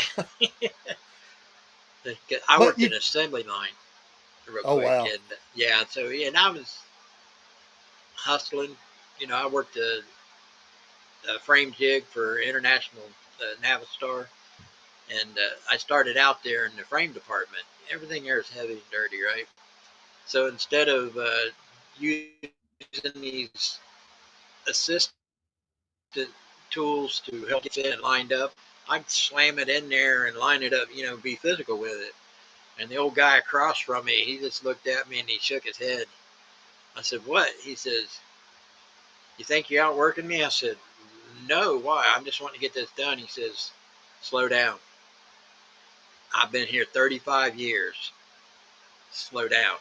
You're going to regret doing that." He says, "You got to pace yourself. You're going to burn yourself out. You don't want to do what you're doing right there. You're not going to be able to do it. Some young guy is going to come in when you've been doing this for 30 years, and you're going to tell him the same thing I'm telling you. Slow down." Yeah, true enough. I I I worked around some people that they came out of Bosnia during the war, and eventually made their way to the United States. They become citizens here, And a lot of them had jobs over there that were a much higher scale. Like they made more. Like they might have been an electrician or they might have been a plant manager or something like that. But they had a hard time with the language in one case, and so they ran a machine. And then a lady, she was an electrician, but the she said it was too confusing to her to do that here because a lot of the code was different colors, different this, and so she just ran a machine. And she was a hard worker, but near the end of her working days, she is not working now. Her husband still does. Her body was really breaking down. I mean, it was one thing after another, and that's a hard place to get to. When you feel like your body is failing you. It's we do when we're strong. We just feel like we can do anything, and then at some point, just walking across the yard might be feeling like that you're climbing Mount Everest or something for some people. That's really hard. Yeah, I have to walk with a cane, and some days I have to walk with two because I don't have a walker and I ain't there yet. But Yeah, I have good days and bad days. You're right about that because back when I was younger, I was a tractor trailer mechanic, and we dismounted and mounted all of our tires, you know, with a duckbill sledgehammer and two bars. yeah, And then instead of using a bar to get the tire up off the ground up onto the lug nuts on the studs, I would just pick them up manually. And you're talking 210 pounds, big old bulky rim and tire. Some of them heavier than that if they're the old split wheel with the tubes and everything in it. But I would be uh, what's a good word I'm looking for? Impatient. Instead of trying to do it with the tools that were available to me, I would use my body and you know throw this stuff together. I did that for years, and like you talking about the hands, I can't grip nothing. My hands, I lose control of them. I got degenerative arthritis. I've lost you know joint material in almost every joint I have. I got bone to bone in my knees. Uh, ooh, yeah, the left one's all the way bone to bone. Right one's almost there, and then my right ankle's that way, and my left hip's that way. And it's all from doing that stupid stuff when I was younger. but you can say this: you just had fun and you lived life. You know what? You didn't. There were no flies on you. They could say. You stayed after it. You stayed busy, and I'm sure had a heck of a good time throughout all your years. We just don't think about it when we get older. We just don't think it's not ever going to come to us. But you were just busy living. Yeah, it's hard to explain. I had a plan to work up to when it was time to retire. Of course, my body took me out of the game early, so it kind of threw my plan off. Now I'm completely off my game with that plan. But I have life experience. I mean, me and you both could probably tell 1,000 stories. Just about anybody has a subject on something, we probably have some kind of experience with it, and that's what makes us important. To me, my grandkids and my kids always, when they need to know something and nobody else can tell them, they come and ask me. Yeah, that's And cool. yeah, so it's a good deal. Like I got grandchildren and great grandchildren. Oh wow. Yeah, we got a new one coming in September. Well, congratulations. Yes, and they were trying for a long time. They thought she wasn't going to be able to get pregnant, so I hope she has no complications with this. Because if she does, she'll be devastated. Oh yeah. So How did hopefully you it'll. meet? If I may ask, how did you meet Carl?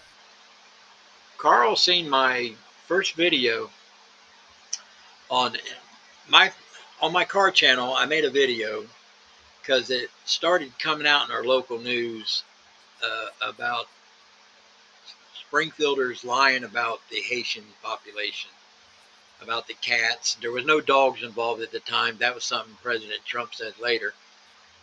but about these bunk houses and stuff like that. So I made a video because I had personal experience with interactions with these people. So I made a video on it, and this was before the debate.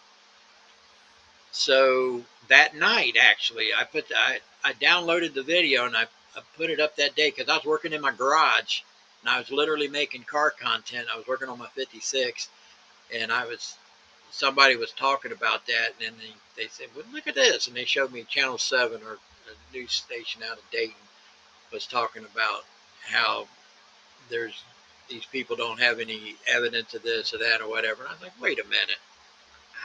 I know some of this stuff to be a fact. So I made a video on it. I didn't think a lot of people would see it. I only had 200 subscribers at the time on my car channel, right? I figured maybe because of people's search words, maybe 1,000 people will see it. And then President Trump said that night they're eating the cats and the dogs. And next morning, the next 7 days, it had hit 1.3 million views. And then that's when Carl got a hold of me. Actually, a producer from the John Fredericks News Network, right? Yeah. So we were hitting and missing. They were wanting to come here and interview people, and they were asking me to like hunt down people for them. And I wasn't part of the people that went down and did the podium thing. I made a video. All these other people went viral from people pulling clips off their video from where they were down at the town hall meetings. And so I didn't know any of them personally, so that never really did happen. So uh, one day Carl reached out to me through my email, and we got to talking, and then one thing led to another. He just thought that he seen something in me that was the honest person giving an honest message, and told me I should continue talking about stuff. And he kind of led me down this path of where I'm at right now. Cool. That's awesome. I love it. Yeah, I love it. Carl's been good to me. He really has. He's a good man. Yeah, when we were talking, uh, when he was reached out to me and was talking to me about coming up and everything, and I mentioned watching the show, and I mentioned you, and I said I like him, and just things you had to say and everything. I said he's a good man, and that's what Carl said. Carl said, "You're right, Dave. He is a good man," and I that's why I brought that up that night. I said, because we had just talked about that. He said, "Yeah, he's a good man. That's cool." I appreciate his help and his friendship. I was just curious how y'all met because I it all fits. Y'all have a good thing going. I like that. I like the show. Yeah, it's like one of my most favorite things to do is Saturday night. We didn't do it last night. I know. I was looking. I was like, oh, he must have decided not to go on. He got held up. He had to do something else, and he wasn't going to get back in time to do his live stream at a decent hour, I think. So he decided not to do it. Yeah, But it yeah, happens. Saturday nights it's fun. It's a good time. Yeah, I like. See, it's like we're all over the place with our conversation tonight. That's what I like. Um, you can't keep talking about the same stuff all the time because you're talking to people who like we live in different parts of the country. We you know what I mean. So we have different stories, but the same stories at the same time. Because we're from the same generation and we live life. Uh, it's the funniest thing. Not to get off on another avenue, but I say that all the time. These people who drink the Kool-Aid on the left, I don't get how they're living in the same country that I'm living in because I don't see what they see I and know. they don't see what I see, and it astonishes me that we share the same space but don't share the same experience. So Yes, that's a it's great it's point. just it's weird. Yeah, and another thing about living as longer like we have, you see these changes. You see the parties change. You see And when people said, and it was true, my party left me, I didn't leave them, and they have switched over and become conservative. Even they were more middle of the road Democrats or even independents or libertarians or whatever it may be. Parties shifting, they went extreme, and that's why MAGA it feels such a great void because even in the Republican side, there's this extreme element that sometimes doesn't care to wreck the whole thing just to prove a point or something. It's crazy, but I'm like you. I wear the MAGA hat. People even look at me. They call me MAGA on the left, and I don't even have a hat on. But it's just like they know. Oh, you're one of them. Yeah. Well, yeah. I said, yeah. What's wrong with it? People would, but more and more people have reached out and been positive towards it with me. I, Um, I I've been you know, spit on. really, wow. Yeah, yeah, I've been spit on before. I've been kicked at. I've been spit on. I've been called a bunch of stuff. Um, it is what it is. Well, I Like I did said, this. Yeah, I was at Walmart and I got approached by a guy, and he was drunk and he basically challenged everything in my life. This was off of the Zelensky meeting at the White House.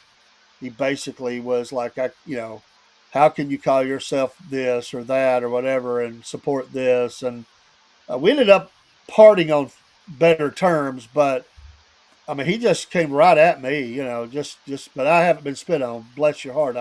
As we say in the South, I hate that happened to you. That's horrible. yeah, for a long time, I thought, if you can just have a conversation with anybody, and I'm not rigid, if you can convince me that your idea is better than what I've been thinking is a good idea, I'm willing to hear it and understand it and possibly change my mind on something because you can be educated. You can get education from the strangest places.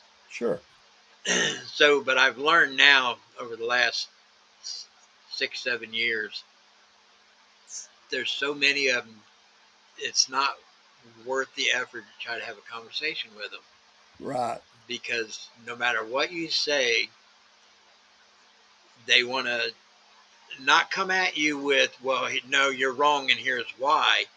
They just want to call you a name, or they want to spit on you, or they want to flip you off, or they want to scream, or it's just like there's no communicating with them anymore.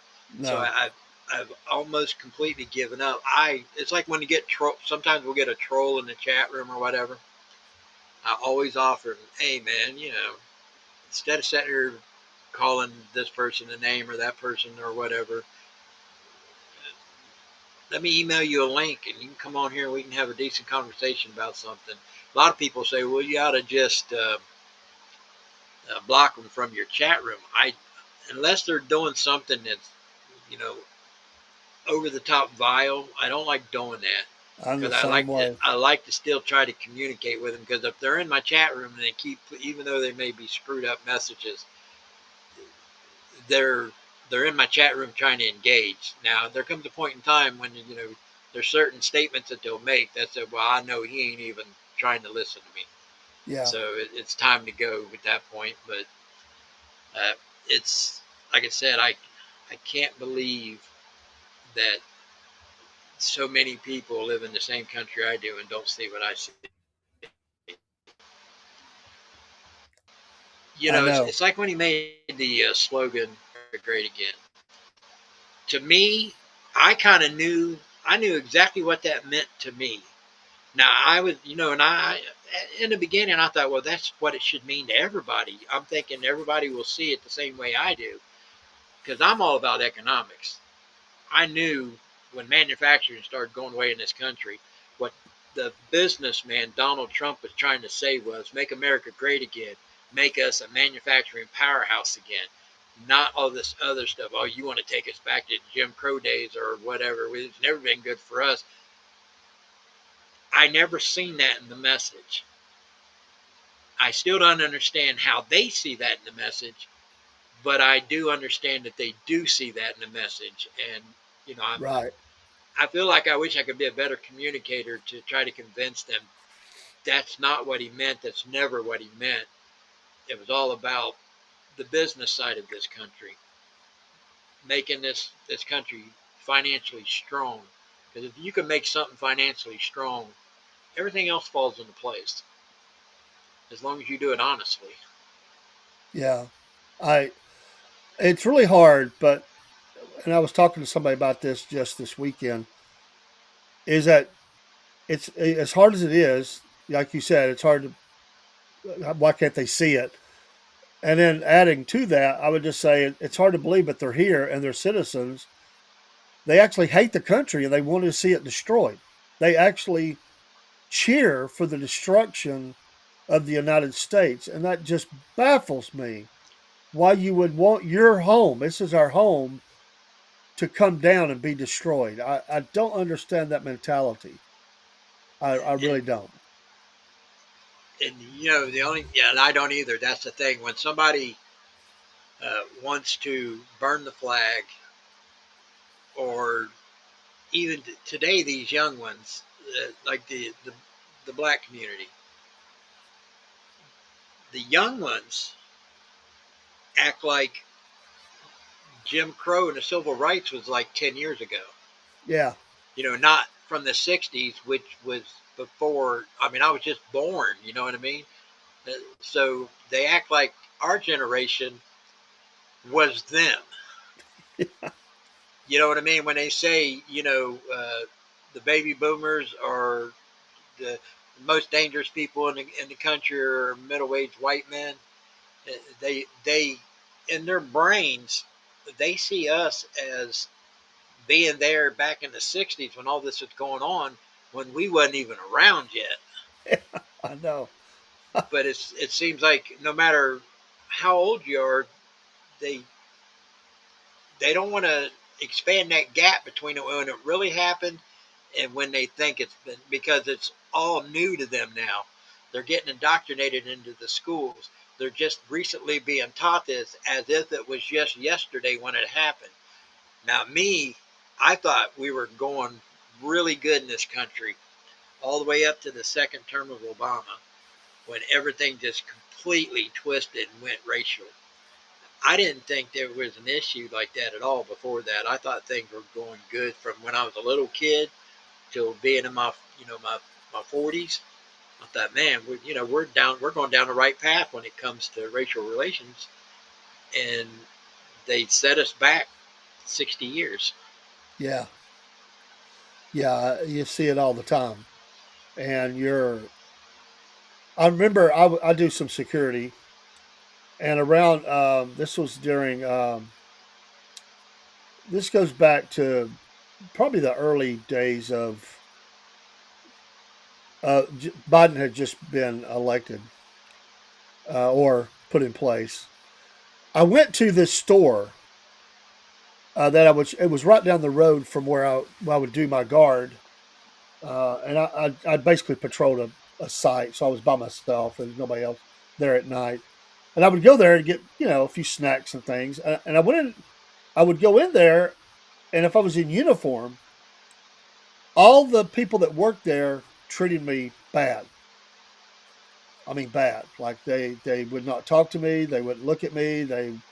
Uh, it was just obvious. And so one day my son took me to work. I think my car was being worked on or something, and he was going to take me to work and pick me up. And I said, let's run down the store before I go to work. I said, and by the way, I want you to see. I said, just go in. Don't act like you're with me. I just want you to see how they treat me and tell me if I'm crazy.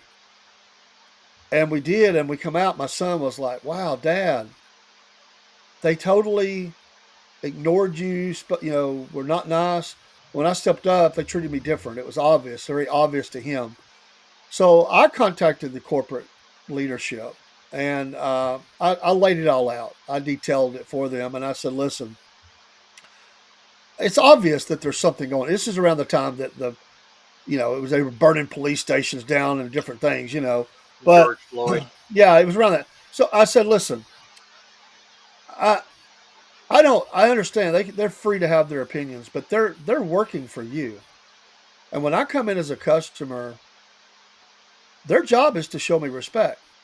no matter how they feel about me, no matter if I'm in uniform or not.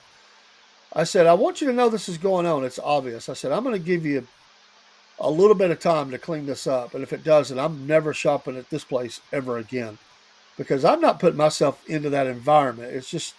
Why would I? Why would I spend my money with you? I got a nice response back and said that they had actually investigated the store. I don't know if they put people in there to test it out or what, but they said basically they agreed with me that what I said was true, and it was shockingly true to them, and that they had replaced the manager and they retrained all the workers in the store, and they asked me to go back, please, and see and let them know that if it was better because they believed it was. And I did go back, and it was better. It was a lot better. But it was very difficult, I wasn't a Vietnam vet, and they're coming back in the country and being treated like they were, and I never had anybody treat me like that, like just because of how I was dressed or who I was. I never experienced that in my life. That was so disgusting to me. I was always taught to love everybody, to be kind, to have respect, and all those things. I just could not believe it. And you're right. Our country has been set back so bad now, and to the point that at one point I was afraid we were going to fall into civil war in our country, and I'm still not sure that that might not happen. Well, There is such a hatred in this country I right think it now. will happen. Maybe not to the scale of our actual Civil War back in the 1800s, but the thing is think about this. When 9/11 happened, the first responders, all of them, across the entire country, were treated like heroes. Thank you for your service. Second term of Obama, they started mistreating the police officers and started, I mean, doing all kind. And then the cops started getting in trouble for the littlest things. And then they act like because of the news, the way the news lies, that black men were being shot daily, were being chased down by cops just to be killing black people. And and if you look at the actual raw data, it is further from the truth because other than the couple of people that get sensationalized in the news, they know nobody else that's Right. went through that. And there's been 5 times as many white people unarmed shot and killed by police than black men. But that don't seem to matter because that don't fit their narrative. Correct. So, Yeah. And all that data is there for them to see, but they just ignore it or twist it. but the defund the police, and I mean the politicians drove this home. It started, like I said, it started with Obama, but it was our politicians, with the help of the news, their flunkies, uh, that drove that message home. Uh, your first responders is not good people. Their first thought in their head is to treat you badly. They're not there to help you. They're there to incarcerate you. All this stuff. And it, used to, like, even military people, they would, thank you for your service. And then now, they see a American flag patch on their uniform and they want to start calling them names and shit. It's just like, man, you got to give it up for the Democrats. They are very good at messaging. They are. They're off their game right now because Trump is an anomaly. They didn't know how to combat this man, although they tried lawfare. They tried their best and they still lost. And if it wasn't for Trump, we would be, like I said, 40 more years of what's been going on. I don't think we'd have went 4 more years. I think we'd have probably seen a very violent, aggressive right. And then, but you listen to the news, and you think all the violence was coming from the right, when it's, once again, it's nowhere even close to being the truth. The left will be the first ones to vandalize your, if you got a sign or a table up with pamphlets or whatever, they'll be the first one to come and kick your table over. You know what I mean? Or smack you in the back of the head with a lock off their bike, or throw a milkshake in your face, or try to snatch the hat off your head. And I mean, you don't see that happening from the right. No. And when I say the right, I really mean MAGA, because they try to equate the KKK and the Nazis and all that with as the right. That's not what MAGA is. No. So, but now I think we're finally, and I hope they don't screw it up, finally putting the message out there in a clear, meaningful way that what you've been told over the last 12, 15 years has been total bullshit. So Yeah. we can only I, hope. did you see? And it's so true. They will try to go get the signs. And there was one of those videos that goes, it ends up out there, goes a little viral. It still floats around, but it's the guy who's going to go up in the yard and steal the Trump sign, but the guy put the electricity on it. And Yeah. I could watch that 100 times in a row. It just cracks me. You know, they were starting to arrest people who sabotaged their signs. Do you see that? I didn't see it. Yeah, one guy, excuse me, he'd have his signs along the road out in front of his house, and people were driving by and running them down. So he put little strips of nailed, like 1x5s, 1x6s, right underneath, in between the uprights of the little signs. So when they drive through there and knock the signs down, it would flatten their tires. Well, you know, they gave him a summons to go to court to pay restitution to that individual who Oh, had his tires blowed out from running over because he sabotaged it. It's kind of like you can't sabotage like somebody tries to break in your house and you rig up a shotgun and with a pull lever and they open the door and boom, the shotgun goes off. But you can't do yeah. that.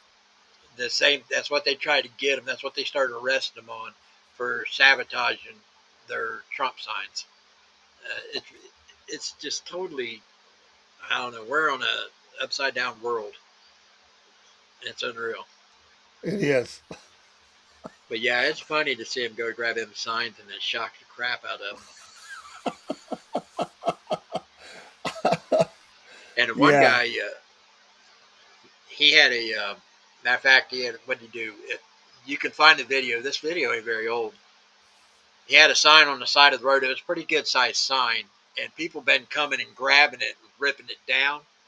Well, he had one of those like T-shirt cannon guns rigged up Yeah. behind it, and when the dude went to rip the sign down, the thing went off and blasted like a T-shirt in his face or something. You know, they arrested him for that, for booby trapping the sign. Wow. Yeah, and it didn't hurt nobody, but still. Yeah.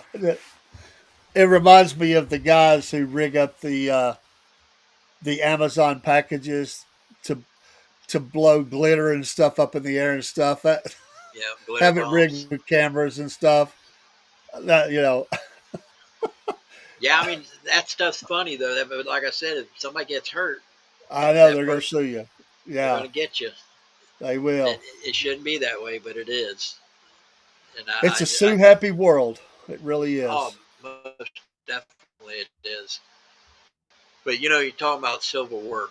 Uh, we'll get on this subject here. I hope you come back again. We never even got to any of the subjects we were talking about before we went I live. know. That's probably my This is fault. what happens when we get conversating. I distracted you. Um, I don't know. No, hey, this is no. I like this. As long as the people don't mind listening to us, we're good. Um, you know, because we're just two people who has life experience. Some people like to hear what old timers have to say sometimes. But anyways, the Civil War thing. Uh, the left is working themselves up into this feverish uh, volume in their heads that they could like win a fight against us. You know, uh, Tim Wolf says he can whoop anybody that's MAGA. Yeah. You got this. I had a live stream not too long ago. Somebody did this manifesto and put it on. I think it's on X still, talking about when is it time to kill them. Mm. The title of they called it an essay, but I call it a manifesto. And the whole thing was about when is it time to kill MAGA. They'll list something like the immigration deal and other things, and they'll say, is it time yet? That we're getting close? You know, and all kinds of, and I keep saying they're poking the bear. We don't do what they do. We're not activists. Just about everybody on the left is an activist. So they will protest. They will do bad things. Walk up behind you because you're wearing the wrong shirt and shoot you in the back and walk on. They're crazy that way. Not MAGA, not the right, as they call us. Uh, but I think it's getting close. I think they're trying to convince themselves that they literally could go up against us in a physical way, in mass.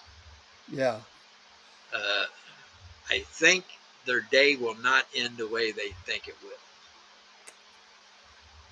I really believe that if they had won the election, because they were already talking about it, influential people, were already talking about re-education camps for MAGA, Yeah, locking us, which really weren't going to be re-education camps. Let's be honest; it was just going to be to lock us away forever, as many of them as could. The people that they saw as, we don't want you living among us anymore, so we're just going to build these huge camps, throw you in them. No re-education. We're just going to lock you up. That's what was the going to happen. the same thing they claim that Trump wants to do. Yeah, the same thing. Ain't that funny? Exactly. Everything that they accuse you of, they want to do themselves, but yet they feel like it's their just cause. It's justified. Their cause is justified. Uh, they feel like their cause is righteous and our cause is evil. But the problem is that the politicians don't believe any of that. You know that Right. they're they're playing a game. They're in this for their back pockets. This is why they're so against Elon Musk and DOGE, because you want to hurt somebody without throwing the first punch, hurt them in their wallet, and that's how you can hurt politicians. First their money, and then their freedom, and hopefully Yeah. you got enough on them to take their freedom, because a lot of them deserve to be, you know, locked up, and hopefully with James O'Keefe's story that might happen. But it's coming, unfortunately. That's why I've been saying on my live streams, it's not in our nature, but we need to organize. Not Republicans. Don't go to a Republican local GOP office.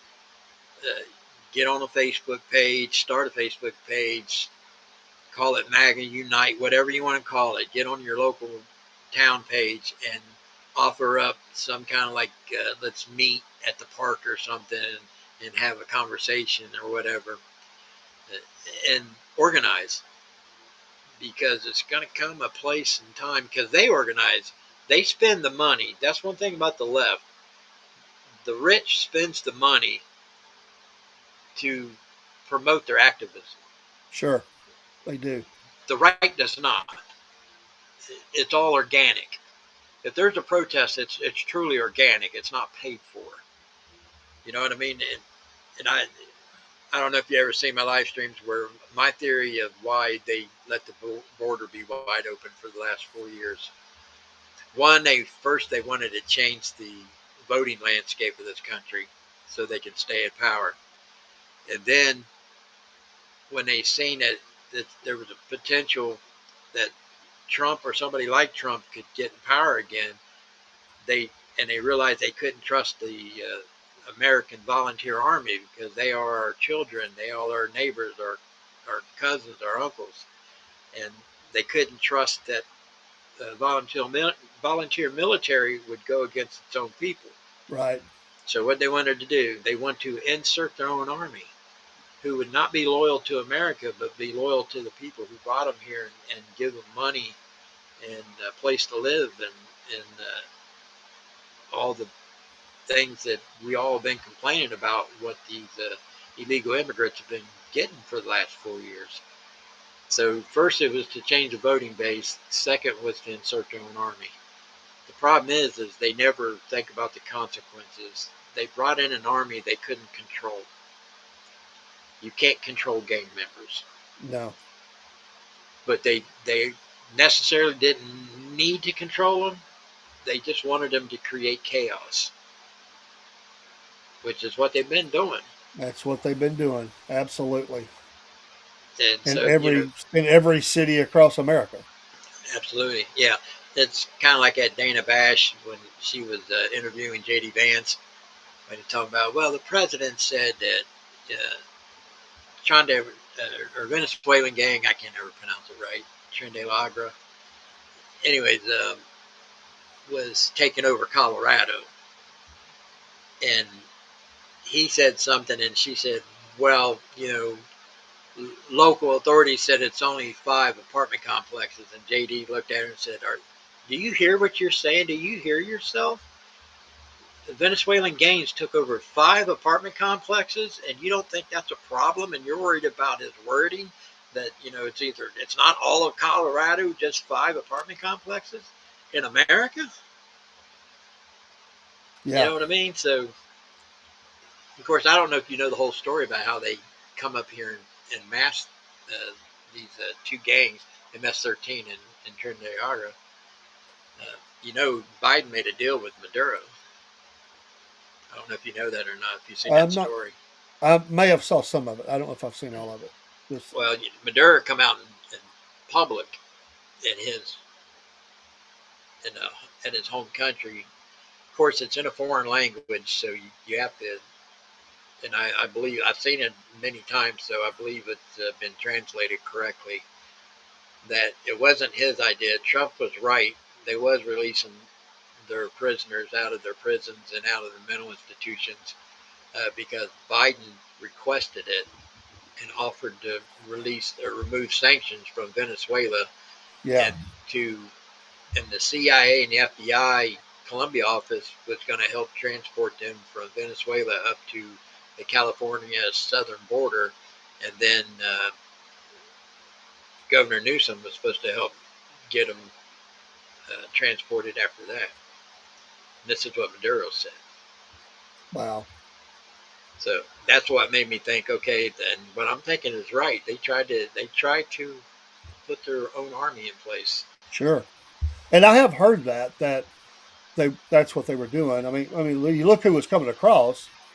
There were some cases of families, but mostly it was military age fighting. Guys ready to go fight.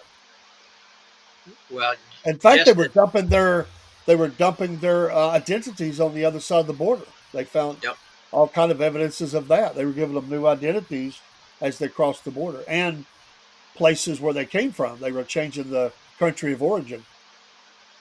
yeah, oh yeah, and that's what I'm saying. The Democrats, it's it, they call us evil. They are the true epitome of evil, and they try to sugarcoat it with a message of hope and unity, and that we're the bad guys. When behind the scenes, they're trying to create so much chaos in this country, um, and I don't get it. They live in this country too. Uh, why would you want to be part of the government and not work for the people? It, it, you know, Yeah, I guess I'm not smart enough to figure that one out yet. me neither, brother. I don't know. I don't know why you would do that. You know, Yeah, I mean our politicians, and it's our own fault. I'd say it's my fault too. I thought I voted the right way. I didn't pay that much attention to the little things. You don't when they do it a little bit at a time, they can slip things in under the rug. You know what I mean? It's kind of like the indoctrination. It went from being little subtle things like uh, what's funny is where they started saying that Republicans wanted to erase uh, the chapter in the history books about slavery in America, uh, that it didn't used to be taught in our schools. Bullshit.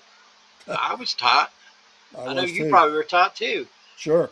And I used to, like my grandkids, one of my grandkids said something to me about that. And she said, "Well, when did you find out about slavery?" I said, "I don't know, when I was 2." I mean, shoot, it's a conversation. It's been a conversation since as far back as I can remember. And it wasn't really 2, Sure. but I mean, my middle name is from a former slave. My great great grandfather worked the fields with a former slave, and they were best friends. And he named my great grandfather after that gentleman, and then my mother gave me my middle name from my great grandfather. So and my middle name's Obi. Oh yeah. So How I've been, interesting. yeah. So I, I've been aware of this all my life. Sure. So and then like I told, what I was getting ready to say is I told my grandkids, I said, go back and find a mini series called Roots, and look when it was made. I said, and that was on national TV for weeks. I said, so don't let these new politicians tell you that slavery was not taught in schools and that nobody knew the true story about it when we were younger. It's just crazy talk. It is crazy talk. Yeah, and my kids or my sisters that came after me, they were taught. My kids were taught. My grandkids. So yeah, it's bogus. It's always been taught. You know. Yeah, yeah, and then but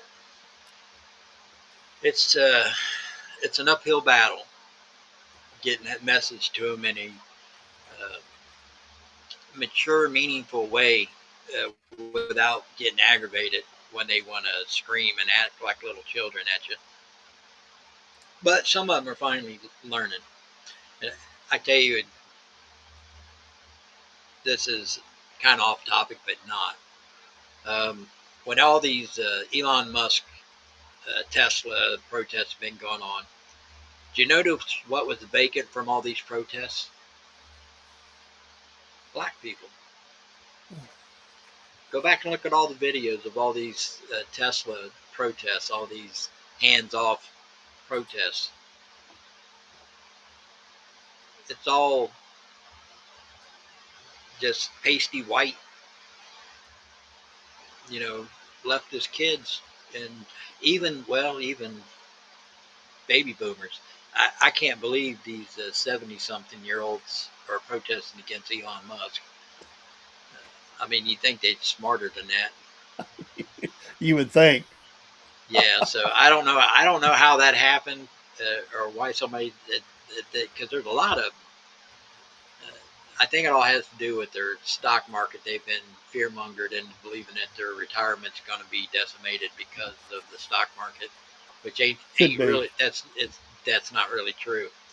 Uh, Especially if it's a 401k, it's done differently than working on like day trading or the open stock market. Stuff doesn't. But look, saying that, it's already back up to the normal levels it was at before the tariff scare came upon us. Yeah. So I was telling these baby boomers, shut up, calm down, give it a few weeks. Your money's not gone. It'll be back there. Just give it, It will. instead of retiring this month, wait 2 months before you retire. You're gonna have your money back.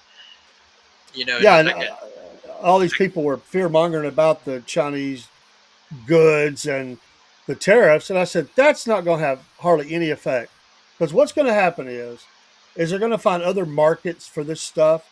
It might be a little bit more expensive, but it won't be the tariff price. It'll hurt China, and that's exactly what you see is they're finding other ways, other countries to get these products, and in some cases, I think it's happening because people they're not stupid; they know how to make money.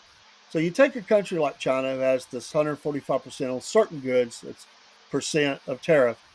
Well, you take some guy with he's got an office and a little warehouse.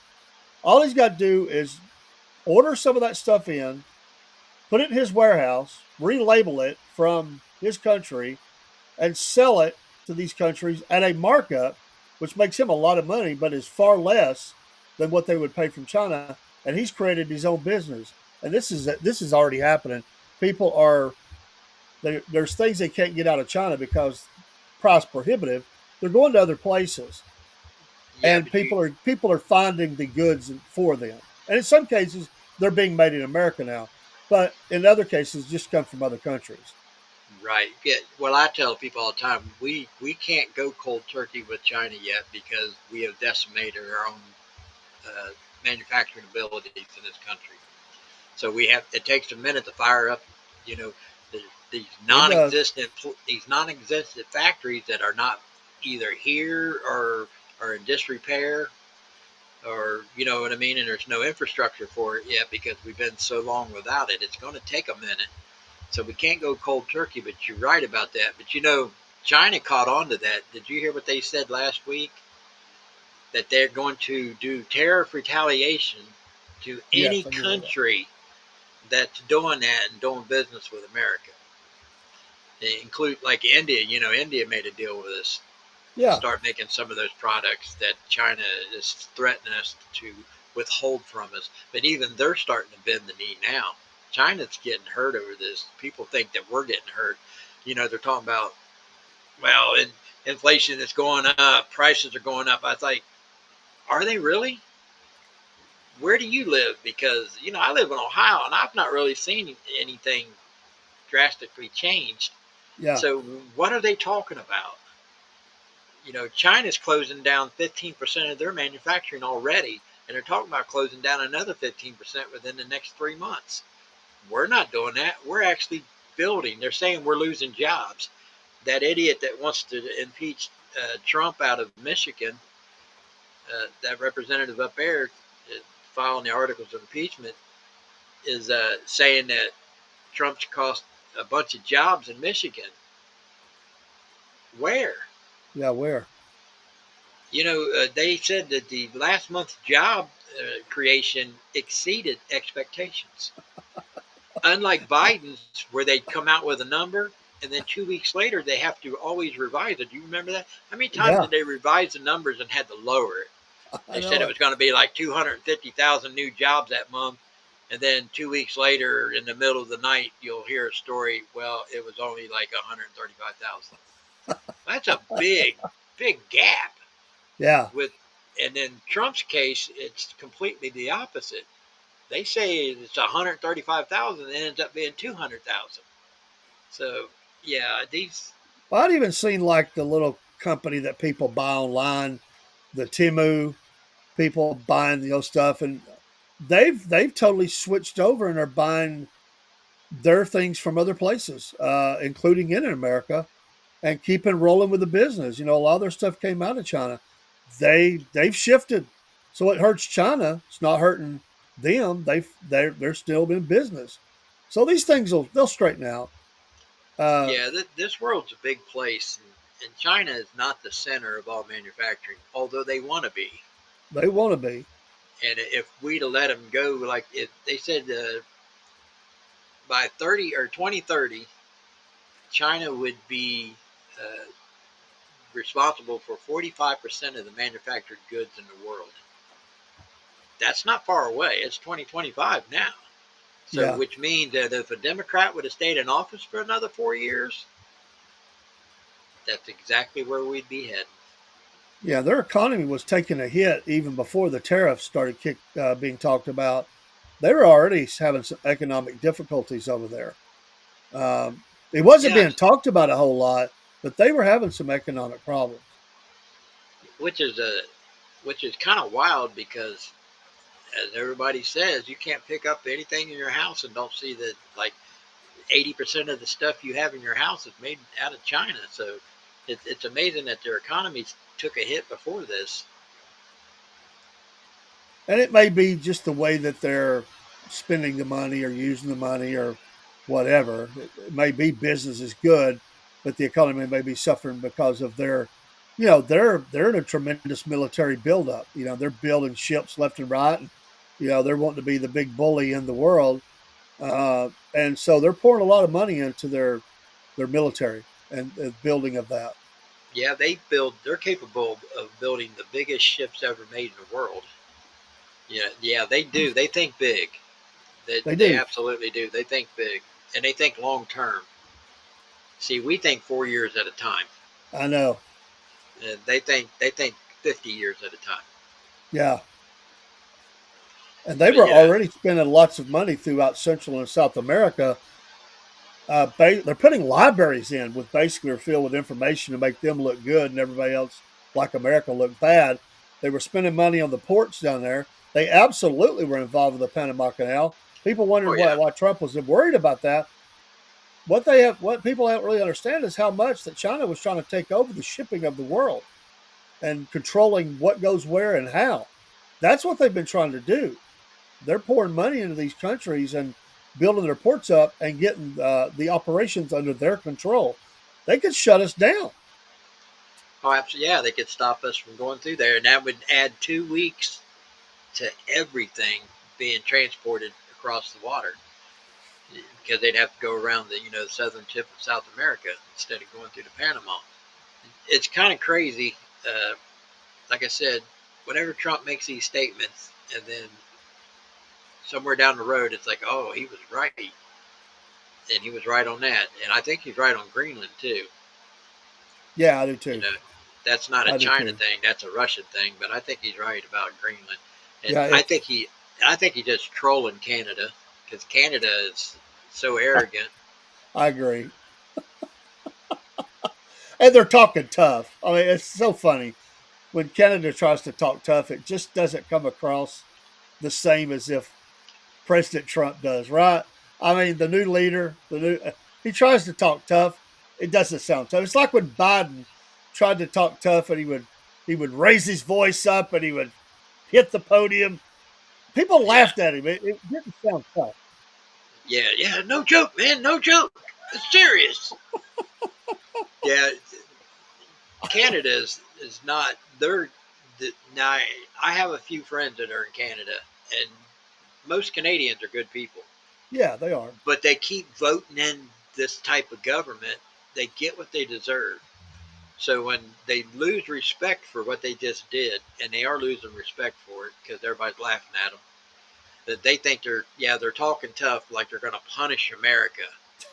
They're going to find new avenues to sell their goods. Well, most of their goods being made up there and or being sold back to us are American companies that built factories up there. So it's not really a Canadian company. So who are they going to sell them to? Because if an American company removes themselves from there, it's what I mean. It's not a Canadian company, so it's not like they can reroute their goods to somewhere else. Those goods would just disappear. Yeah, And what is it? 70% of their exports are sold to America.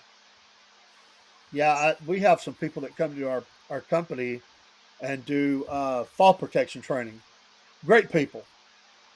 We're having to delay it. They can't get in the country.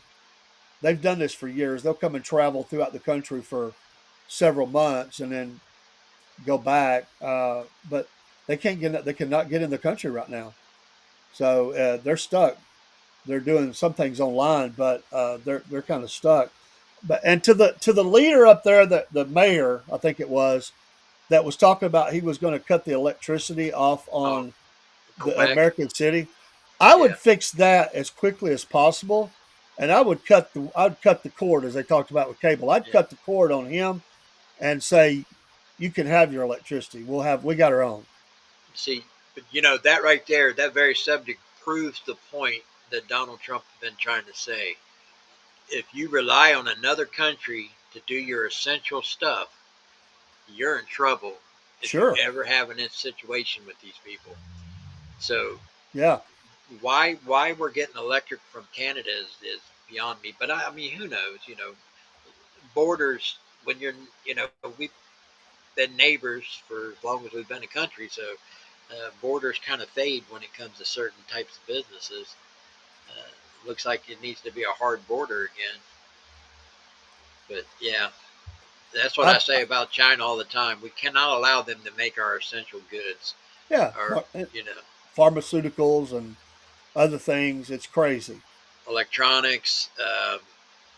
What else is there? Military stuff, automotive stuff, uh, just about anything that's well what we consider essential. Steel and aluminum. It always strikes me crazy how it's still cheaper to make stuff over there, and then the cost of shipping it across the ocean and sell it over here for cheaper than what we can make it here. I never did understand that. To me personally, I think that's been some kind of a generated type manufactured lie uh, to make that argument. I don't believe that is really the honest case. I think there's probably something behind that that is not true, Yeah. and I'm sure we'll eventually find out. Eventually, Oh, I'm sure. Yeah. What uh, kind of deals have been going on, and um, you know, and because we are shipping all this stuff in globally, then the shipping lanes and all that stuff that goes on, the terrorist groups that are the pirates, they're taking over ships and stuff like that. It's just yeah, the it all Houthis, impacts. It all impacts it. right? Anytime they have a conflict over there, like with oil, that's what changes our gas prices. Yeah. And people don't understand how gas prices, how they work, where they're based off futures, which is they're speculating. Somebody fires a missile over into another country, and they have something to do with oil or whatever, or transportation of oil. All of a sudden, oh, we're going to have problems over there. It's going to be riskier getting it over here, so we're going to have to raise the price because it's going to cost us more to get it here. And that's something, and it could even mean something that'll never come to fruition. They're just speculating. You remember the days, because I used to, one of my first jobs where I actually got a paycheck. I worked a junkyard when I was a kid, but when I turned 18, I worked at a gas station. It was before it was self-serve, it was a full-service station. When the price of gas never changed until you get your next load of gas in the ground. Yeah. So when that tanker come in, and whatever the price of gas was, that's what it was until that next tanker come in, and it could be cheaper or more expensive depending on what that tank cost. When they started doing the oil on the open market, and then, well, what they call futures, it's been erratic ever since. Yeah. And what they do is now they will up their prices on what the next one that's coming cost Yeah, that day. Like, speculate. yeah, they Yeah, speculate it. So, like, if there's something blows up in the Middle East, the prices start shooting up immediately at the pump, exactly. and that Yeah, gas is already paid for. exactly. Right. That's what I mean. Yeah, It makes no sense. So if we can get back to where we are energy independent, we might actually get back to the days of when the gas price will stay the same from tank tank load to tank load. yeah, Because I don't know about you, but I've seen gas prices change as many as 3 times in one day. I have to.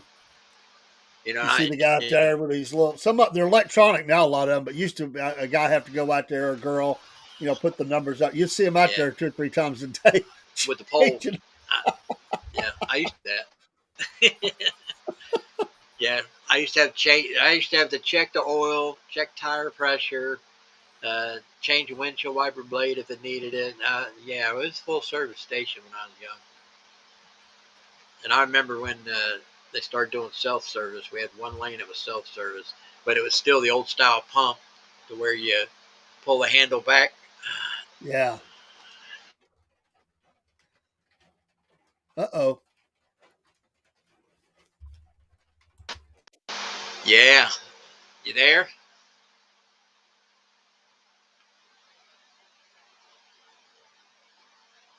Can you hear me? Yeah, yeah. Hey, sound. And Yeah, everything. that's Rumble Studio telling us we've been on here too long. Anyways, to finish that story, uh, we had to, because you couldn't allow a customer to do that because they could flip that back and forth anytime they wanted to and change it back to zero, and you wouldn't know what price gas they owed you. So, you had that little key you had to stick in there and turn the counter back to zero. It wouldn't That's right. zero. I got so tired of doing that all the time. It's like, man, I'd much rather just pump your gas and have to come over here and do this all the time. No, don't. Yeah, I know. That's crazy. Yeah, the good old days. And cars stayed in better shape because you were checking things a little bit. You could hear things. Nowadays, they just drive them till they tear up. But used to, you open the hood, you got a hose here. It looks like it's about to go, or a belt. Right. Yeah, and that was a free service. Free air in your tires. Yeah, Check your oil. You knew every time you went and go get gas. Yeah, it's no skin off their knuckles. Of course, back then you popped the hood out front. You didn't have the cable very. Some cars had the cable pull, but back then a lot of them were just still the lever pull. But yeah, so yeah, you pretty much now they'll run a car till if somebody is irresponsible. I've had one of my daughters run their car that had no oil left in it and wonder why the engine locked up. uh, So when's the last time you checked the oil? I've never checked it. You've owned this car for a year. So wow. yeah, but that's what happened though when everything started going to we had to pay to have all this stuff checked. I saw a guy pull a car on it was a Walmart, and it was a nice young man, but he was obviously driving the car until it dropped. And he went to turn in a parking place, and the whole front end. I'm serious. The whole front end just fell out, and they had to call a tow truck, and the tow truck was having a hard time finding where to attach. It fell out so bad. Damn. I mean, I don't know how it was held together. It was like, I mean, just everything fell apart. Yeah, and that is because nobody does free inspections anymore. Because because people who are not car people, if they did, and a lot of people think, well, it's because it's usually a minimum $20 anymore just to look at something, Yeah, and that's minimum. And people are like, well, I don't have the $20 I could spare today, and it'll be all right. Whatever it is, it'll be all right. It's kind of like engine lights. You know, you see somebody with an engine light on, I hate that. You're like, your engine light's on. Oh, it's been on for 6 months.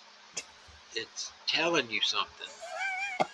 or, Well, it still runs fine until the day it's not going to be. And or they say turn the car off and turn it back on. It'll stay off for a few days. yeah, or Some of them will do that. disconnect the Yeah, battery. if the light, Yeah, or I just ignore it. That light stays on. I just ignore that light. That light don't mean yeah. nothing to me. I had a friend. He wasn't a car person, and I'm in his car and I'm looking over and I seen a glow, but I didn't see the light. Right? I seen this glow around the edge of his thing. I said, "What's that glow?" He said, "Oh, it's my engine light." I said, "I don't see it." He said, "No, I got a piece of electrical tape over it, just I don't have to look at it." So he took a piece of black electrical tape and put it on the clear plastic part of his cluster. And so the glow I was seeing was what was coming out from underneath around the tape, but I couldn't see the Yeah. engine light. Yeah, I said, yeah, I guess that'll work. Or you hear them people talk about, uh, I'll hear a funny noise. I'll be riding with them. Well, what's that noise? Oh, that's been doing that for like 2 months. Well, did you get it checked out? No, I just turned the radio up.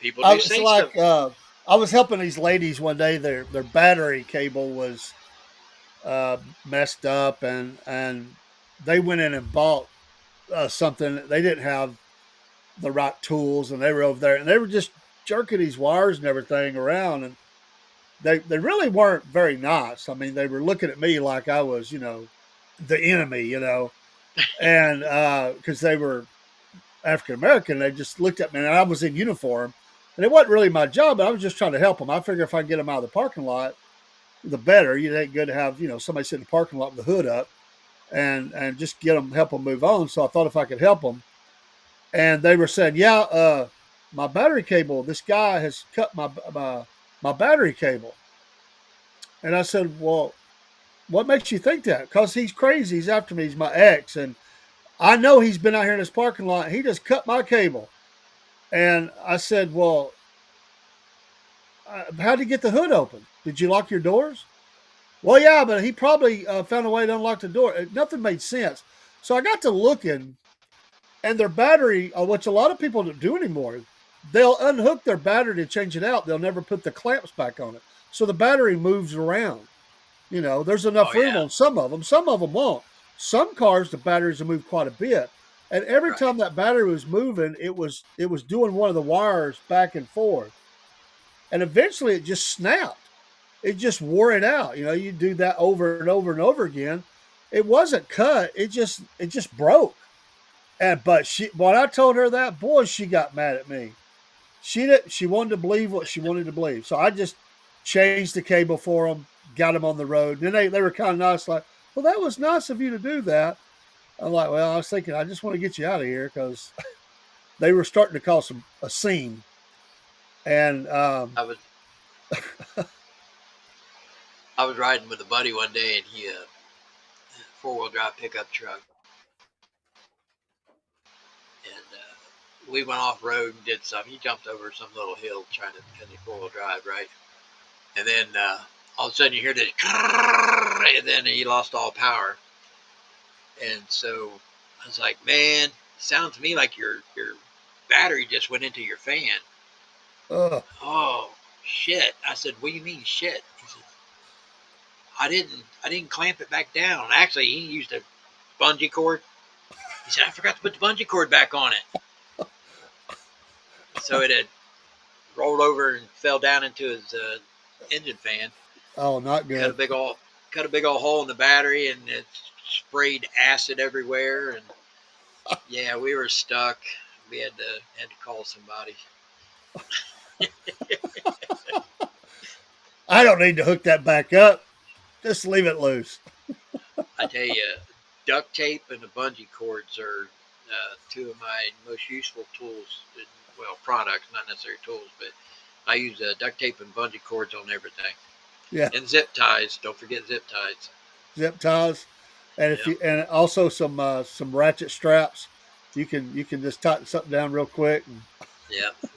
With a hammer and a pair of vice grips and 2 screwdrivers, you can fix anything. that's absolutely true. Yeah. Tell you what, David, this has been fun. I know we didn't talk politics a whole lot. We did get into a little bit. If you're willing to come back again, hang out with me, I'd be more than happy to have you. I enjoyed I'd this. love to. Thank you. And because we're looking at 2 hours and 36 minutes, and my butt is sore sitting on this wooden chair. But I appreciate it. For everybody that's left still watching, Dave, tell them how they can find you. Well, we're the Southern Fried Podcast on Rumble. We've got Southern Fried Podcast and SF Podcasting, which is Southern Fried Podcast. It's because we didn't start out on Rumble, and we kind of had one, and then we created another, and there's another one or two floating out there. But we're basically with the Southern Fried Podcast on just about any stream. We do a lot of different kinds of shows and stuff, from politics to morning shows. We talk. We have a really crazy show called Cornbread Nation that we do on Thursday nights, and we talk sports and just we do interviews and things, and we have a lot of fun. And we've been around for about a year, and in fact, our anniversary birthday will be Memorial Day. That's the first video we did, and my co-host is Rob, and we have a lot of fun together. And Even do puppets. You can see one behind me. We have a lot of fun with that. I just had the puppets visit the White House a couple of weeks ago, and we had some fun with that. So I put a picture out there with President Trump with the puppets in front of him, and people seem to like that, so they have fun with it. But hey, thanks for having me. It's been a blessing, and I enjoyed the talk, and I'd be honored to come back anytime, brother. You're a nice fella, and I appreciate you. All right, sir. Thank you very much. And yeah, and his partner Rob don't like El Caminos, so No, he don't like Elkham. that tells you a lot about his character. Yeah. All right, guys. Well, you know me. This is James. This is Empty Pockets Podcast on Rumble. Jimmy Pockets on YouTube. I stream daily on Rumble, almost daily, and I do. Tomorrow's Monday, so it's Movie Monday, and I'm gonna play a movie, an old Lee Majors movie. It's called The Last Chase, and it's about when cars were outlawed. Ah. And he was a race car driver, and he disassembled his car and poured concrete over a bunch of crates in his garage, and he was going to jail because he didn't like public transit. Ah. So I don't know if you ever seen the movie or I not. don't think I've seen that. I'll have to check it out. Yeah, I'll stream it sometime in the morning. I got to be. I'm going to be on Kim's Coffee Talk in the morning at 6:30. Awesome. Yeah. I Hopefully like I her. won't. Hopefully, She's a yeah, sweetheart. she is. Hopefully I won't oversleep because my sleep is hit and miss with my old body. Oh But yeah. anyways, guys, follow me. Subscribe if you're on YouTube. Give us a thumbs up. Check out Southern Pride Podcast. I bug them whenever I'm up that early in the morning. I bug them in the mornings. We enjoy it. So, guys, I appreciate it. Once again, Dave, thanks for stopping in. So, until next time, this is James. I'm out of here. Good night, everybody.